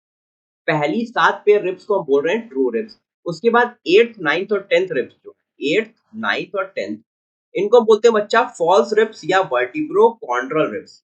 फॉल्स रिब्स या वर्टिब्रल कॉन्ड्रल रिब्स क्यों बोलते हैं? वर्टिब्रो कॉन्ड्रल, वर्टिब्रिया मतलब कि पीछे की तरफ डॉर्सल सरफेस की तरफ, तो ये वर्टिब्रा से जुड़ी हुई है, ठीक है। थोरैसिक वर्टिब्रे से तो जुड़ी हुई है, लेकिन आगे की तरफ, ठीक है, ये कार्टिलेज की मदद से 7th रिब से ही जुड़ी हुई, मतलब कि 8th 9th और 10th रिब्स जो है वो कार्टिलेज से आगे आके स्टर्नम से नहीं जुड़ रही है, वो कार्टिलेज से वापस से जुड़ जा रही है तुम्हारी 7th रिब्स में, ठीक है। Dorsally attached to the sternum and ventrally by the 7th rib, with the 7th rib by hyaline cartilage. वहां भी हाइलिन कार्टिलेज बच्चों, ठीक है, मतलब कि ट्रू रिब्स में भी हाइलिन कार्टिलेज की मदद से स्टर्नम से जुड़ी हुई थी। फॉल्स रिब्स जो है वो भी कार्टिलेज की मदद से, हाइलिन कार्टिलेज की मदद से 7th रिब से जुड़ी हुई, ठीक है। 11th और 12th रिब्स, जो 11th और 12th रिब्स है इनको हम बोलते हैं फ्लोटिंग रिब्स, ठीक है। 11th और 12th रिब्स को हम बोलते हैं floating ribs, which are not connected ventrally, which are not connected ventrally, मतलब डॉर्सल सरफेस की तरफ, पीछे की तरफ तो कनेक्टेड है वर्टिब्रल कॉलम से, लेकिन आगे किसी भी चीज से कनेक्टेड नहीं है, फ्री है, आगे वाले एंड से फ्री है, इसलिए हम उनको बोलते हैं फ्लोटिंग रिब्स, ठीक है बच्चों। अब बाकी देखो स्ट्रक्चर देखो सामने, ठीक है, तुम्हारे सामने स्ट्रक्चर है, सारी चीजें हम सामने क्लियर हो जाएंगी, ठीक है। ये हो गया स्टर्नम, तो बच्चों ये हो गया स्टर्नम, ये हो गई तुम्हारी रिब्स, ठीक है, यहाँ तक हो गई तुम्हारी, ये हो गई तुम्हारी 7th रिब, ये वाली, ये हो गई 7th रिब, ठीक है। बाकी देखो नीचे 8 9 और 10 7 से आके जुड़ी हुई है, ये आगे स्टर्नम हो गया, पीछे वर्टिब्रल कॉलम हो गया, ठीक है। First second third fourth fifth sixth seventh, ये 7th, ये 8 9 10, क्योंकि नीचे दो तो फ्लोटिंग रिब्स है, दो पेयर, ठीक है। ये हो गया तुम्हारा रिब केज। आगे देखो बच्चा, रिब केज, रिब केज बनता कैसे? Rib cage, thoracic vertebra, ribs और स्टर्नम। देखो तुम्हारी रिब्स कितनी पेयर है? 12 पेयर है, और थोरैसिक वर्टिब्री कितनी होती है? 12 होती है, मतलब कि जितनी थोरैसिक वर्टिब्री है तुम्हारी, ठीक है, 12, हर एक थोरैसिक वर्टिब्री से रिब्स अटैच्ड है, तो 12 pair of ribs attached with the 12 thoracic vertebra। तो रिब केज जो बनता है तुम्हारा, वो पीछे थोरैसिक वर्टिब्री हो जाती हैं डॉर्सल सरफेस की तरफ, आगे की तरफ तुम्हारे स्टर्नम हो जाता है, और दोनों लेटरल साइड की तरफ तुम्हारी रिब्स हो जाती है, तो ये पूरा स्ट्रक्चर मिल के बन जाता है रिब केज। अब बच्चों स्केलेटल सिस्टम में तुमने एक्सियल स्केलेटन की सारी बोन्स देखी, ठीक है। अब एपेंडिकुलर स्केलेटन की बात करते हैं। एपेंडिकुलर स्केलेटन में क्या क्या आता है? लिम्स आते हैं, अपर लिम्ब आता है, लोअर लिम्ब आता है, और गर्डिल्स आते हैं, पेक्टोरल गर्डिल और पेल्विक गर्डिल, ठीक है। अब देखो बच्चा, जितनी भी तुम्हारी बॉडी में लिम्स हैं, कितनी है वैसे? 4 लिम्ब हैं, दो अपर लिम्ब है, मतलब एक पेयर अपर लिम्ब, और दो लोअर लिम्ब, मतलब एक pair lower limb. Total 4 bones है तुम्हारे, तो 4 लिम्स है तुम्हारी बॉडी में, और एक लिम्ब में ना 30 बोन है। अब चाहे वो अपर लिम्ब हो चाहे लोअर लिम्ब, ठीक है, हाथ हो चाहे पैर हो, दोनों में 30 बोन है, एक एक हाथ में एक पैर में, ठीक है। तो एपेंडिकुलर स्केलेटन में बच्चों टोटल बोन्स कितनी थी? एपेंडिकुलर स्केलेटन में टोटल बोन्स थी 126, ठीक है। तो 30 बोन्स तो तुम्हारी एक लिम्ब में हो गई, टोटल 4 लिम्स है तो टोटल 120, तो 120 बोन्स तो तुम्हारी लिम्स में हो गई चारों में। बाकी 6 बोन और बची। 6 बोन देखो, तुम्हारी कॉक्सल बोन जो तुम्हारा पेल्विक गर्डिल है, वो 2 कॉक्सल बोन से बना होता है, ठीक है, वो 2 कॉक्सल बोन से बना होता है। और जो तुम्हारा पेक्टोरल गर्डल है ये 4 बोन से मिलकर बना है। एक क्लेवाइकल है, एक स्कैपुला है एक साइड में, और दूसरे साइड में भी एक क्लेवाइकल और एक स्कैपुला है। ठीक है बच्चों। अब देखो फोर लिम्ब की बात करते हैं, अगर फोर लिम्ब की बात करते हैं तो फोर लिम्ब में क्या क्या है, हीमरस है। ठीक है, ये हो गया हीमरस, यहाँ वाली बोन। फिर फोर आर्म में क्या है, रेडियस और अल्ना। ठीक है, रेडियस है, अल्ना है। रेडियस जो होता है वो थंब की साइड होता है। ठीक है, थंब की साइड जो बोन आएगी, थंब की साइड जो बोन आएगी वो रेडियस होता है, दूसरी साइड अल्ना है। ठीक है, हीमरस आर्म में तुम्हारा हीमरस हो गया, फोर आर्म में तुम्हारा रेडियस अल्ना हो गया। उसके बाद बेटा जो रिस्ट है ना, ये रिस्ट जो है यहाँ पे कार्पल्स होती है, टोटल 8 बोन्स होती है। Carpal bones are 8 in number. ठीक है, रिस्ट बोन्स 8। इसके बाद मेटाकार्पल्स। ठीक है, इस पाम में। ठीक है, मेटाकार्पल्स, कार्पल्स तुम्हारी रिस्ट हो गई, मेटाकार्पल्स तुम्हारी पाम में हो गई। पाम में टोटल तुम्हारी 5 बोन्स है, मेटाकार्पल्स। ठीक है, इसको पाम कर लेना, पाम। मेटाकार्पल या पाम बोन्स तुम्हारी 5 है। ठीक है, और उसके बाद फिर फैलेंजेस, मतलब कि फैलेंजेस ये उंगलियों में, उंगलियों में जो भी बोन्स है उनको बोलते हैं फैलेंजेस। और दे आर टोटल 14 डिजिट्स में 14 बोन। ठीक है, तो टोटल कितने हुए, 14 फैलेंजेस, 8 मेटाकार सॉरी 5 मेटाकार्पल्स, 5 मेटाकार्पल्स, 8 कार्पल्स, एक रेडियस, एक अल्ना और एक ह्यूमरस। टोटल तुम्हारी 30 बोन्स हो गई अपर लिम्ब। लोअर लिम्ब में, ठीक है, हाइंड लिम्ब में, फोर लिम्ब और हाइंड लिम्ब। ठीक है, तो हाइंड लिम्ब में क्या है, फीमर है। ठीक है, femur is the longest bone of the body, thigh bone. ठीक है, इसके बाद टीबिया है और फिबुला है। ठीक है, तुम्हारे इसमें लेग्स में टीबिया हो गया और फिबुला हो गया, ये दो बोन्स हो गई। इसके अलावा टार्सल्स, एंकल बोन तुम्हारी 7 है। ठीक है बच्चों, कार्पल्स कितनी है, कार्पल्स 8 थी, तुम्हारी टार्सल्स 7 है, एक कम है। ठीक है, टार्सल्स 7 हो गई।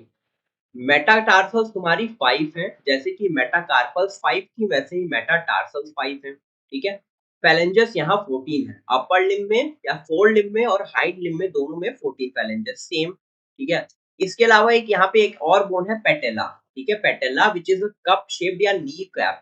ठीक है, जो नी घुटने के जो जॉइंट बनाती है, नी जॉइंट, वहां पे नी बोन होती है जिसको बोलते हैं पेटेला या नी कैप, पेटेला। ठीक है, तो बच्चों देखो, अपर लिम्ब में भी और लोअर लिम्ब में दोनों टोटल 30 बोन है, एक अपर लिम्ब में एक लोअर लिम्ब में।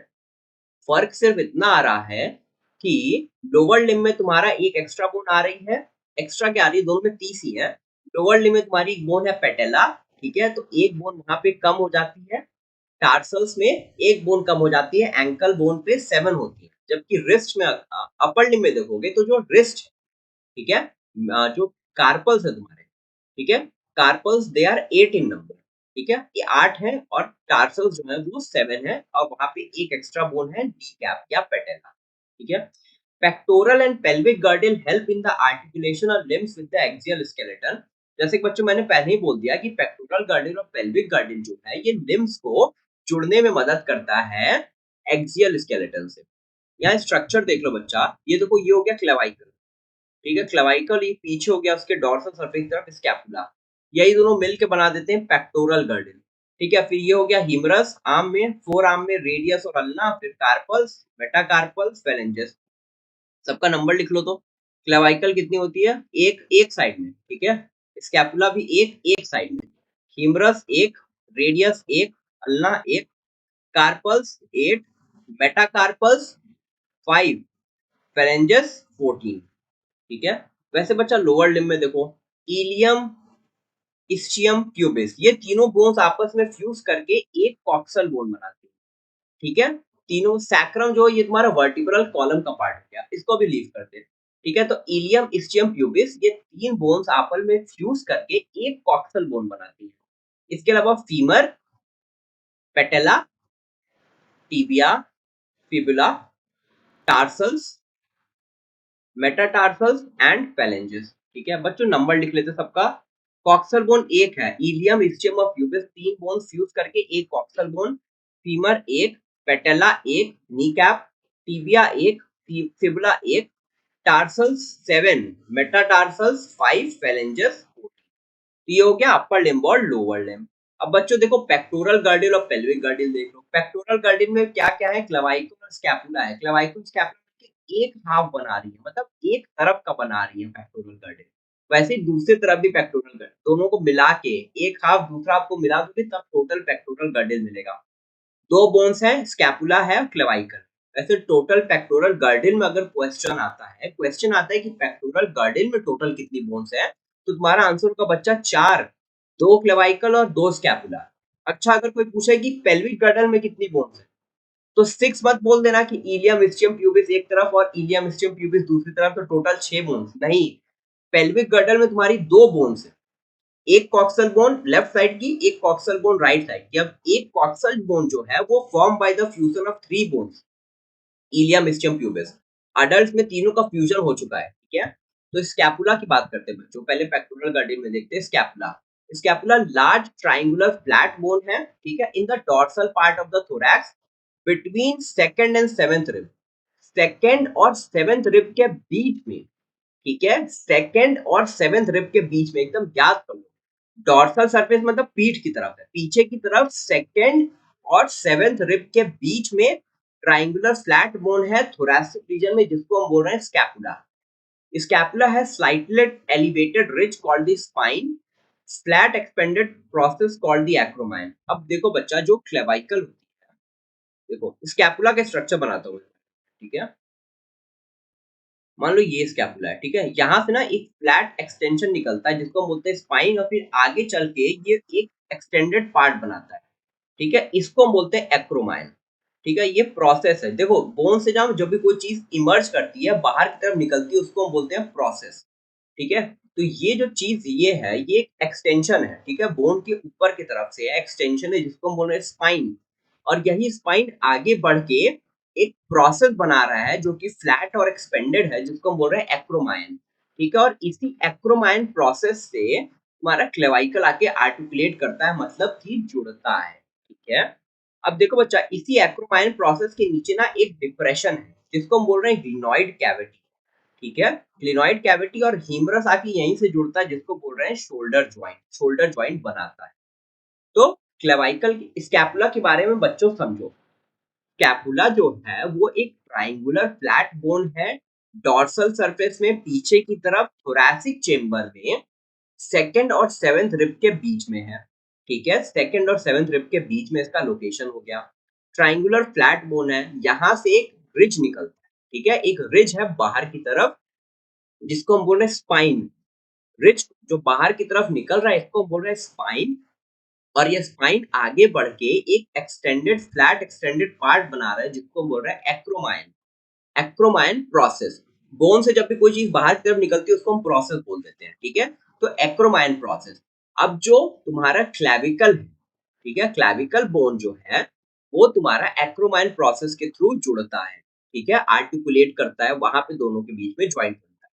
अब एक्रोमाइन प्रोसेस के नीचे ना बच्चों, जस्ट एक्रोमाइन नीचे प्रोसेस के नीचे एक डिप्रेशन है बोन में, ठीक है। बोन में एक डिप्रेशन है जिसको हम बोल रहे हैं ग्लिनॉइड कैविटी, मतलब कि यहाँ पे इसको हम बोल रहे हैं ग्लिनॉइड कैविटी। और जो तुम्हारा ह्यूमरस है उसका हेड है ना, यही ताकि जुड़ता है, शोल्डर जॉइंट का फॉर्मेशन करता है। इसके अलावा बच्चों, पेक्टोरल गर्डिंग में एक और बोन है clavicle. Clavicle is a long bone with two curvatures, ठीक है, जिसके दो कर्वेचर हैं। Is also known as the collar bone. मतलब क्लेविकल का स्ट्रक्चर थोड़ा ऐसा होता है इस तरह से। सॉरी, क्लेविकल बच्चों, क्लेविकल, ठीक है, सॉरी, फिर गलत हो गया यार। क्लेविकल जो है ना, ये है, ये, हाँ, इस तरह की बोन है, ठीक है, दो कर्वेचर है, एक ये कर्वेचर हुआ, एक ये कर्वेचर, ठीक है, ये हो गई clavicle, which is also known as a beauty bone, ठीक है। क्लेविकल को ब्यूटी बोन भी बोलते हैं। आगे देखो बच्चा, पेल्विक गर्डल। पेल्विक गर्डल में देखो दो कॉक्सल बोन है, कितनी बार बता चुका हूं, और एक कॉक्सल बोन तीन बोन्स की फ्यूजन से बन रहा है, इलियम, इस्चियम और प्यूबिस, ठीक है। At the point of fusion of the three bone, जहां ये तीनों बोन फ्यूज कर रही है, वहां पे एक कैविटी है, इस कैविटी को बोल रहे हैं एसिटाबुलम, ठीक है। और यहीं से आके फीमर आके आर्टिकुलेट करता है और हिप जॉइंट का फॉर्मेशन होता है। शोल्डर जॉइंट का फॉर्मेशन कहाँ हो रहा है, एक्रोमाइन प्रोसेस स्कैपुला के, स्कैपुला का जो एक्रोमाइन प्रोसेस है उसके नीचे एक डिप्रेशन है, जिसको हम बोल रहे हैं ग्लिनॉइड कैविटी। और उस ग्लिनॉइड कैविटी में आके हिमरस का हेड जुड़ रहा है, वहां पे शोल्डर जॉइंट का फॉर्मेशन होता है। और हिप जॉइंट का फॉर्मेशन कहाँ हो रहा है, जो तीनों कॉक्सल कॉक्सल की तीनों जो बोन्स हैं, इलियम, इस्चियम, प्यूबिस, वो तीनों जहाँ पे जुड़ रही हैं, वहाँ पे एक कैविटी है जिसको हम बोल रहे हैं एसिटाबुलम, एसिटाबुलम कैविटी। और एसिटाबुलम कैविटी में आके फीमर जुड़ रहा है और हिप जॉइंट का फॉर्मेशन हो रहा है, ठीक है। The two halves of the pelvic girdle की जो दोनों हाफ्स है ना, वेंट्रली मतलब सामने की तरफ आके मिलती हैं, ठीक है, और प्यूबिक सिम्फाइसिस का फॉर्मेशन करती है, ठीक है। आगे की तरफ प्यूबिक सिम्फाइसिस एक स्ट्रक्चर है, इसका बस नाम याद करो, तुम्हारे लिए कोई जरूरत नहीं प्यूबिक सिम्फाइसिस का फंक्शन क्या है। दोनों हाफ जो दोनों कॉक्सल बोन है पेल्विक गार्डन की, ये सामने की तरफ वेंट्रली पेट की तरफ आके जुड़ती हैं और एक स्ट्रक्चर बनाती हैं जिसको बोलते हैं प्यूबिक सिम्फाइसिस, जहां पे फाइब्रस कार्टिलेज होता है, ठीक है। बस इतना समझो। आगे बच्चों देखो, अगला टॉपिक जो है वो है ज्वाइंट्स। ज्वाइंट्स होता क्या है? ज्वाइंट्स होता है बच्चों point of contact between, joints होता है तुम्हारा point of contact between bones और बोन्स एंड कार्टिलेज, ठीक है। या तो बोन्स के बीच में पॉइंट ऑफ कांटेक्ट या बोन्स और कार्टिलेज, ये होता है joint. Force generated by muscle is used to carry out movement through joints where the joint act as the fulcrum, ठीक है। तीन तरह के तुम्हारे ज्वाइंट्स है, फाइब्रस ज्वाइंट है, कार्टिलेजिनस ज्वाइंट है और साइनोवियल ज्वाइंट है, ठीक है। फाइब्रस ज्वाइंट में देखो क्या होता है, do not allow any movement, fibrous joint any movement allow नहीं करते। इसका एग्जांपल है flat skull bones fused end to end, ठीक है। स्कल की जो फ्लैट बोन्स मतलब एंड से एंड अपने एंड से जुड़ी हुई है, ठीक है, with dense fibrous connective tissue to form sutures, sutures और इसी से क्रेनियम या ब्रेन बॉक्स का फॉर्मेशन होता है, डेंस फाइब्रस कनेक्टिव टिश्यू। वैसे ही प्यूबिक सिम्फाइसिस में भी फाइब्रस कनेक्टिव टिश्यू, ठीक है।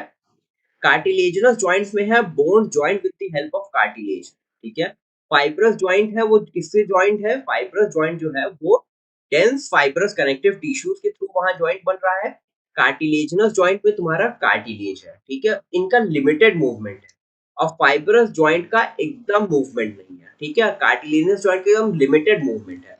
एग्जांपल क्या है, joint between the adjacent vertebrae in the vertebral column, joint between the adjacent vertebrae in the vertebral column. देखो वहां पे जो इंटरकनेक्टेड डिस्क था ना वर्टिब्रल कॉलम्स के बीच में, वही वो कार्टिलेज है और एक तरह का वहां कार्टिलेजिनस जॉइंट बन रहा है, ठीक है। आगे देखो बच्चा, आखिरी जॉइंट जो है वो है साइनोवियल जॉइंट, थर्ड तरह का joint synovial joint. Synovial joint की जो स्पेशल खास बात है ना, विशेषता है ना, कि वहां पे फ्लूइड फिल्ड साइनोवियल कैविटी होती है, ठीक है। जो भी आर्टिकुलेटिंग सरफेस है, मतलब जो दो बोन्स हैं उनके बीच का जो आर्टिकुलेटिंग सरफेस है, वहां पे एक फ्लूइड फिल्ड कैविटी होती है, एक फ्लूइड फिल्ड कैविटी होती है जिसको बोलते हैं साइनोवियल कैविटी। और उस कैविटी में एक फ्लूइड भरा होता है जिसको बोलते हैं साइनोवियल फ्लूइड। ये साइनोवियल जॉइंट की खास बात है, ठीक है। और इस साइनोवियल फ्लूइड की वजह से वहां पे लुब्रिकेशन का काम करती है, फ्रिक्शन एकदम रेड्यूस कर देती है, जिसकी वजह से इनका कंसिडरेबल मूवमेंट होता है, अच्छा खासा मूवमेंट होता है। Help in locomotion and many other movement, allows considerable movements, help in locomotion and many other movements. अब बच्चों जो साइनोवियल जॉइंट्स है ना, वो कई तरह के, ठीक है, जैसे ball and socket joint, pivot joint, gliding joint, saddle joint, hip joint, ठीक है, कई तरह की। सबकी एक-एक एग्जांपल दी हुई है एनसीईआरटी में, उनको एज़ इट इज़ याद करो। देखो बॉल एंड सॉकेट जॉइंट याद करने का सबसे अच्छा तरीका है ना, कि जब कोई इंसान बॉलिंग करता है तो पूरी आर्म को पूरा घुमा के बॉलिंग करता है, ठीक है? यहाँ शोल्डर जॉइंट का इन्वॉल्वमेंट होता है। तो यहाँ पे बॉल एंड सॉकेट जॉइंट होता है कि जहाँ पे पूरा 360 डिग्री रोटेशन पॉसिबल है, ठीक है? तो शोल्डर जॉइंट और हिप जॉइंट दोनों में बॉल एंड सॉकेट जॉइंट होता है। एग्जांपल तुम्हारा यहाँ पे देखो, ह्यूमरस एंड पेक्टोरल गर्डल, मतलब यहाँ पे तुम्हारा हिप जॉइंट का एग्जांपल दिया। ये बॉल एंड सॉकेट जॉइंट है। हिप जॉइंट तुम्हारा जो है वो बॉल एंड सॉकेट जॉइंट है। हिंग जॉइंट जो है वो तुम्हारा नी जॉइंट है। हिंग जॉइंट में क्या होता है ना, मतलब ऐसा मूवमेंट होता है, एक प्लेन में मूवमेंट होता है, एक प्लेन में मूवमेंट होता है हिंग जॉइंट, जो तुम्हारा नी जॉइंट है। हिंग जॉइंट, नी जॉइंट, देखो थोड़ा राइमिंग कर रहा है ना, तो हिंग जॉइंट, नी जॉइंट, ठीक है। पिवट जॉइंट जो है उसका एग्जांपल है बिटवीन एटलस एंड एक्सिस। बच्चों जो फर्स्ट वर्टिब्री है, मतलब जहां से वर्टिब्रल कॉलम स्टार्ट हो रहा है, जहां से वर्टिब्रल कॉलम स्टार्ट हो रहा है, उसकी जो फर्स्ट वर्टिब्री है उसको हम बोलते हैं एटलस, और दूसरी वर्टिब्री को हम बोलते हैं एक्सिस। तो एटलस और एक्सिस के बीच में जॉइंट है पिवट जॉइंट, ठीक है। इसके अलावा ग्लाइडिंग जॉइंट है। ग्लाइडिंग जॉइंट देखो, जब एक बोन दूसरे बोन के ऊपर ग्लाइड कर रही है, तो बिटवीन द कार्पल्स यहाँ पे होता है, कार्पल्स में, ठीक है, कलाइयों में होता है, ठीक है। यहाँ पे एक बोन दूसरे बोन के ऊपर ग्लाइड कर रही है, तो ये हो गया gliding joint between the carpals. ठीक है। इसके अलावा बच्चों एक तरह का जॉइंट है सैडल जॉइंट। ठीक है, between the carpals and the metacarpals of thumb. ये एग्जांपल बस याद कर लो, saddle joint between the carpal and metacarpal of thumb. बाकी बच्चों देखो आखिरी टॉपिक है आज के लेक्चर का, disorders of muscular and skeletal system. क्या क्या डिसऑर्डर्स हैं? माइस्थेमिया ग्रेविस। माइस्थेमिया ग्रेविस का नाम सुनते ही इतना समझ जाओ कि ये ऑटो इम्यून डिसऑर्डर है। ठीक है, ऑटो इम्यून डिसऑर्डर। और देखो हमेशा से ना नीट में ना ऑटो इम्यून डिसऑर्डर्स के सारे नेम्स ना हमेशा कहीं ना कहीं ऑप्शंस में दिखते हैं या क्वेश्चंस में आ ही आ जाते हैं। ठीक है, तो माइस्थेमिया ग्रेविस बच्चों जरूर से समझो कि ये ऑटो इम्यून डिसऑर्डर है, एकदम भूलना ही नहीं है। ठीक है, ये बहुत ह्यूमन फिजियोलॉजी में जितना भी डिसऑर्डर्स और रेगुलेशन वाली जो चीज है ना वो भूलना ही नहीं। ह्यूमन फिजियोलॉजी तो वैसे ही बहुत इंपॉर्टेंट है, 8 से 10 क्वेश्चन तो आना ही आना है। ठीक है, 10 से 11 क्वेश्चन भी आ जाते हैं। तो myasthenia gravis autoimmune disorder है affecting neuromuscular junction leading to fatigue, weakening and paralysis of skeletal muscle. Myasthenia gravis क्या है बच्चों? ऑटो इम्यून डिसऑर्डर है अफेक्टिंग न्यूरोमस्कुलर जंक्शन, जिसकी वजह से न्यूरोमस्कुलर जंक्शन अफेक्ट हो रहा है। न्यूरोमस्कुलर जंक्शन क्या था? जो मोटर न्यूरॉन थी और जो शार्कोलेमा था। ठीक है, शार्कोलेमा क्या था? मसल फाइबर्स की प्लाज्मा मेम्ब्रेन को शार्कोलेमा कह रहे हैं, उनके बीच का जो जंक्शन था वही था न्यूरोमस्कुलर जंक्शन। तो माइस्थेमिया ग्रेविस में वही न्यूरोमस्कुलर जंक्शन अफेक्ट करता है। एक तरह का ऑटो इम्यून डिसऑर्डर है जिसकी वजह से फटीग या वीकनिंग या पैरालिसिस ऑफ स्केलेटल मसल होता है। मस्कुलर डिस्ट्रॉफी या मायोटोनिक डिस्ट्रॉफी, ठीक है, ये एक तरह की जेनेटिक डिसऑर्डर है जिसमें progressive degeneration of skeletal muscle. ठीक है, एज रिलेटेड इशू है। ठीक है, genetic disorder progressive degeneration of skeletal muscle. Tetany, tetany. ठीक है, rapid spasm, wild contraction in the muscle due to low calcium in the body fluid. जब भी calcium बहुत कम है बॉडी फ्लूइड में उसकी वजह से ना मसल्स अपने आप एकदम वाइल्डली कॉन्ट्रैक्ट करती है, जिसको बोलते हैं टिटैनी। Arthritis, inflammation of the joints. जब भी जॉइंट्स में इन्फ्लामेशन हो जाए तो अर्थराइटिस है, वो किसी भी तरह का अर्थराइटिस होता है, रूमेटॉइड अर्थराइटिस, गाउट अर्थराइटिस, कुछ भी। ठीक है, अर्थराइटिस का मतलब बस इतना होता है बच्चों, inflammation of the joints. Osteoporosis, ठीक है, ओस्टियोपोरोसिस क्या है? ये एज रिलेटेड कंडीशन है, मतलब कि जैसे जैसे एज बढ़ते जाती है कि बोन की डेंसिटी कम होते जाती है। ठीक है, सॉल्ट्स बोन पे थोड़े कम होते जाते हैं, बोन की डेंसिटी कम होते जाती है और चांसेस ऑफ फ्रैक्चर बढ़ जाते हैं। ठीक है, जब बोन कमजोर हो जाएगा, एज के साथ देखो हड्डियां कमजोर हो जाती है यार, ये तो नॉर्मल सी चीज है। ठीक है, और इसका सबसे मेन रीजन जो है ना वो decrease level of oestrogen is the main cause. ठीक है, फीमेल्स में क्या होता है, आफ्टर मीनोपॉज एस्ट्रोजन का लेवल बहुत घट जाता है और जिसकी वजह से ओस्टियोपोरोसिस हो जाता है, मतलब कि बोन की डेंसिटी कम हो जाती है, बोन का मास कम हो जाता है और चांसेस ऑफ फ्रैक्चर बढ़ जाते हैं। ठीक है, आखिरी डिजीज बच्चों आज की है गाउट।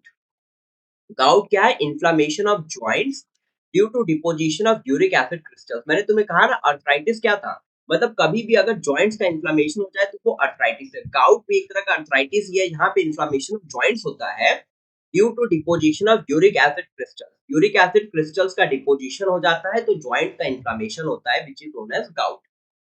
तो बच्चों यहाँ पे लोकोमोशन एंड मूवमेंट का सारा आपका रैपिड रिवीजन का पूरा ये कोर्स खत्म होता है। ठीक है, thank you and all the best for your NEET journey. ठीक है, और इसी तरह से पढ़ते रहो, सारे लेक्चर को फॉलो करना है। ठीक है, और आपको टेलीग्राम ग्रुप पे जाना है, वहां से नोट्स डाउनलोड करना है। ठीक है बच्चों, पढ़ते रहो, ऑल द वेरी बेस्ट।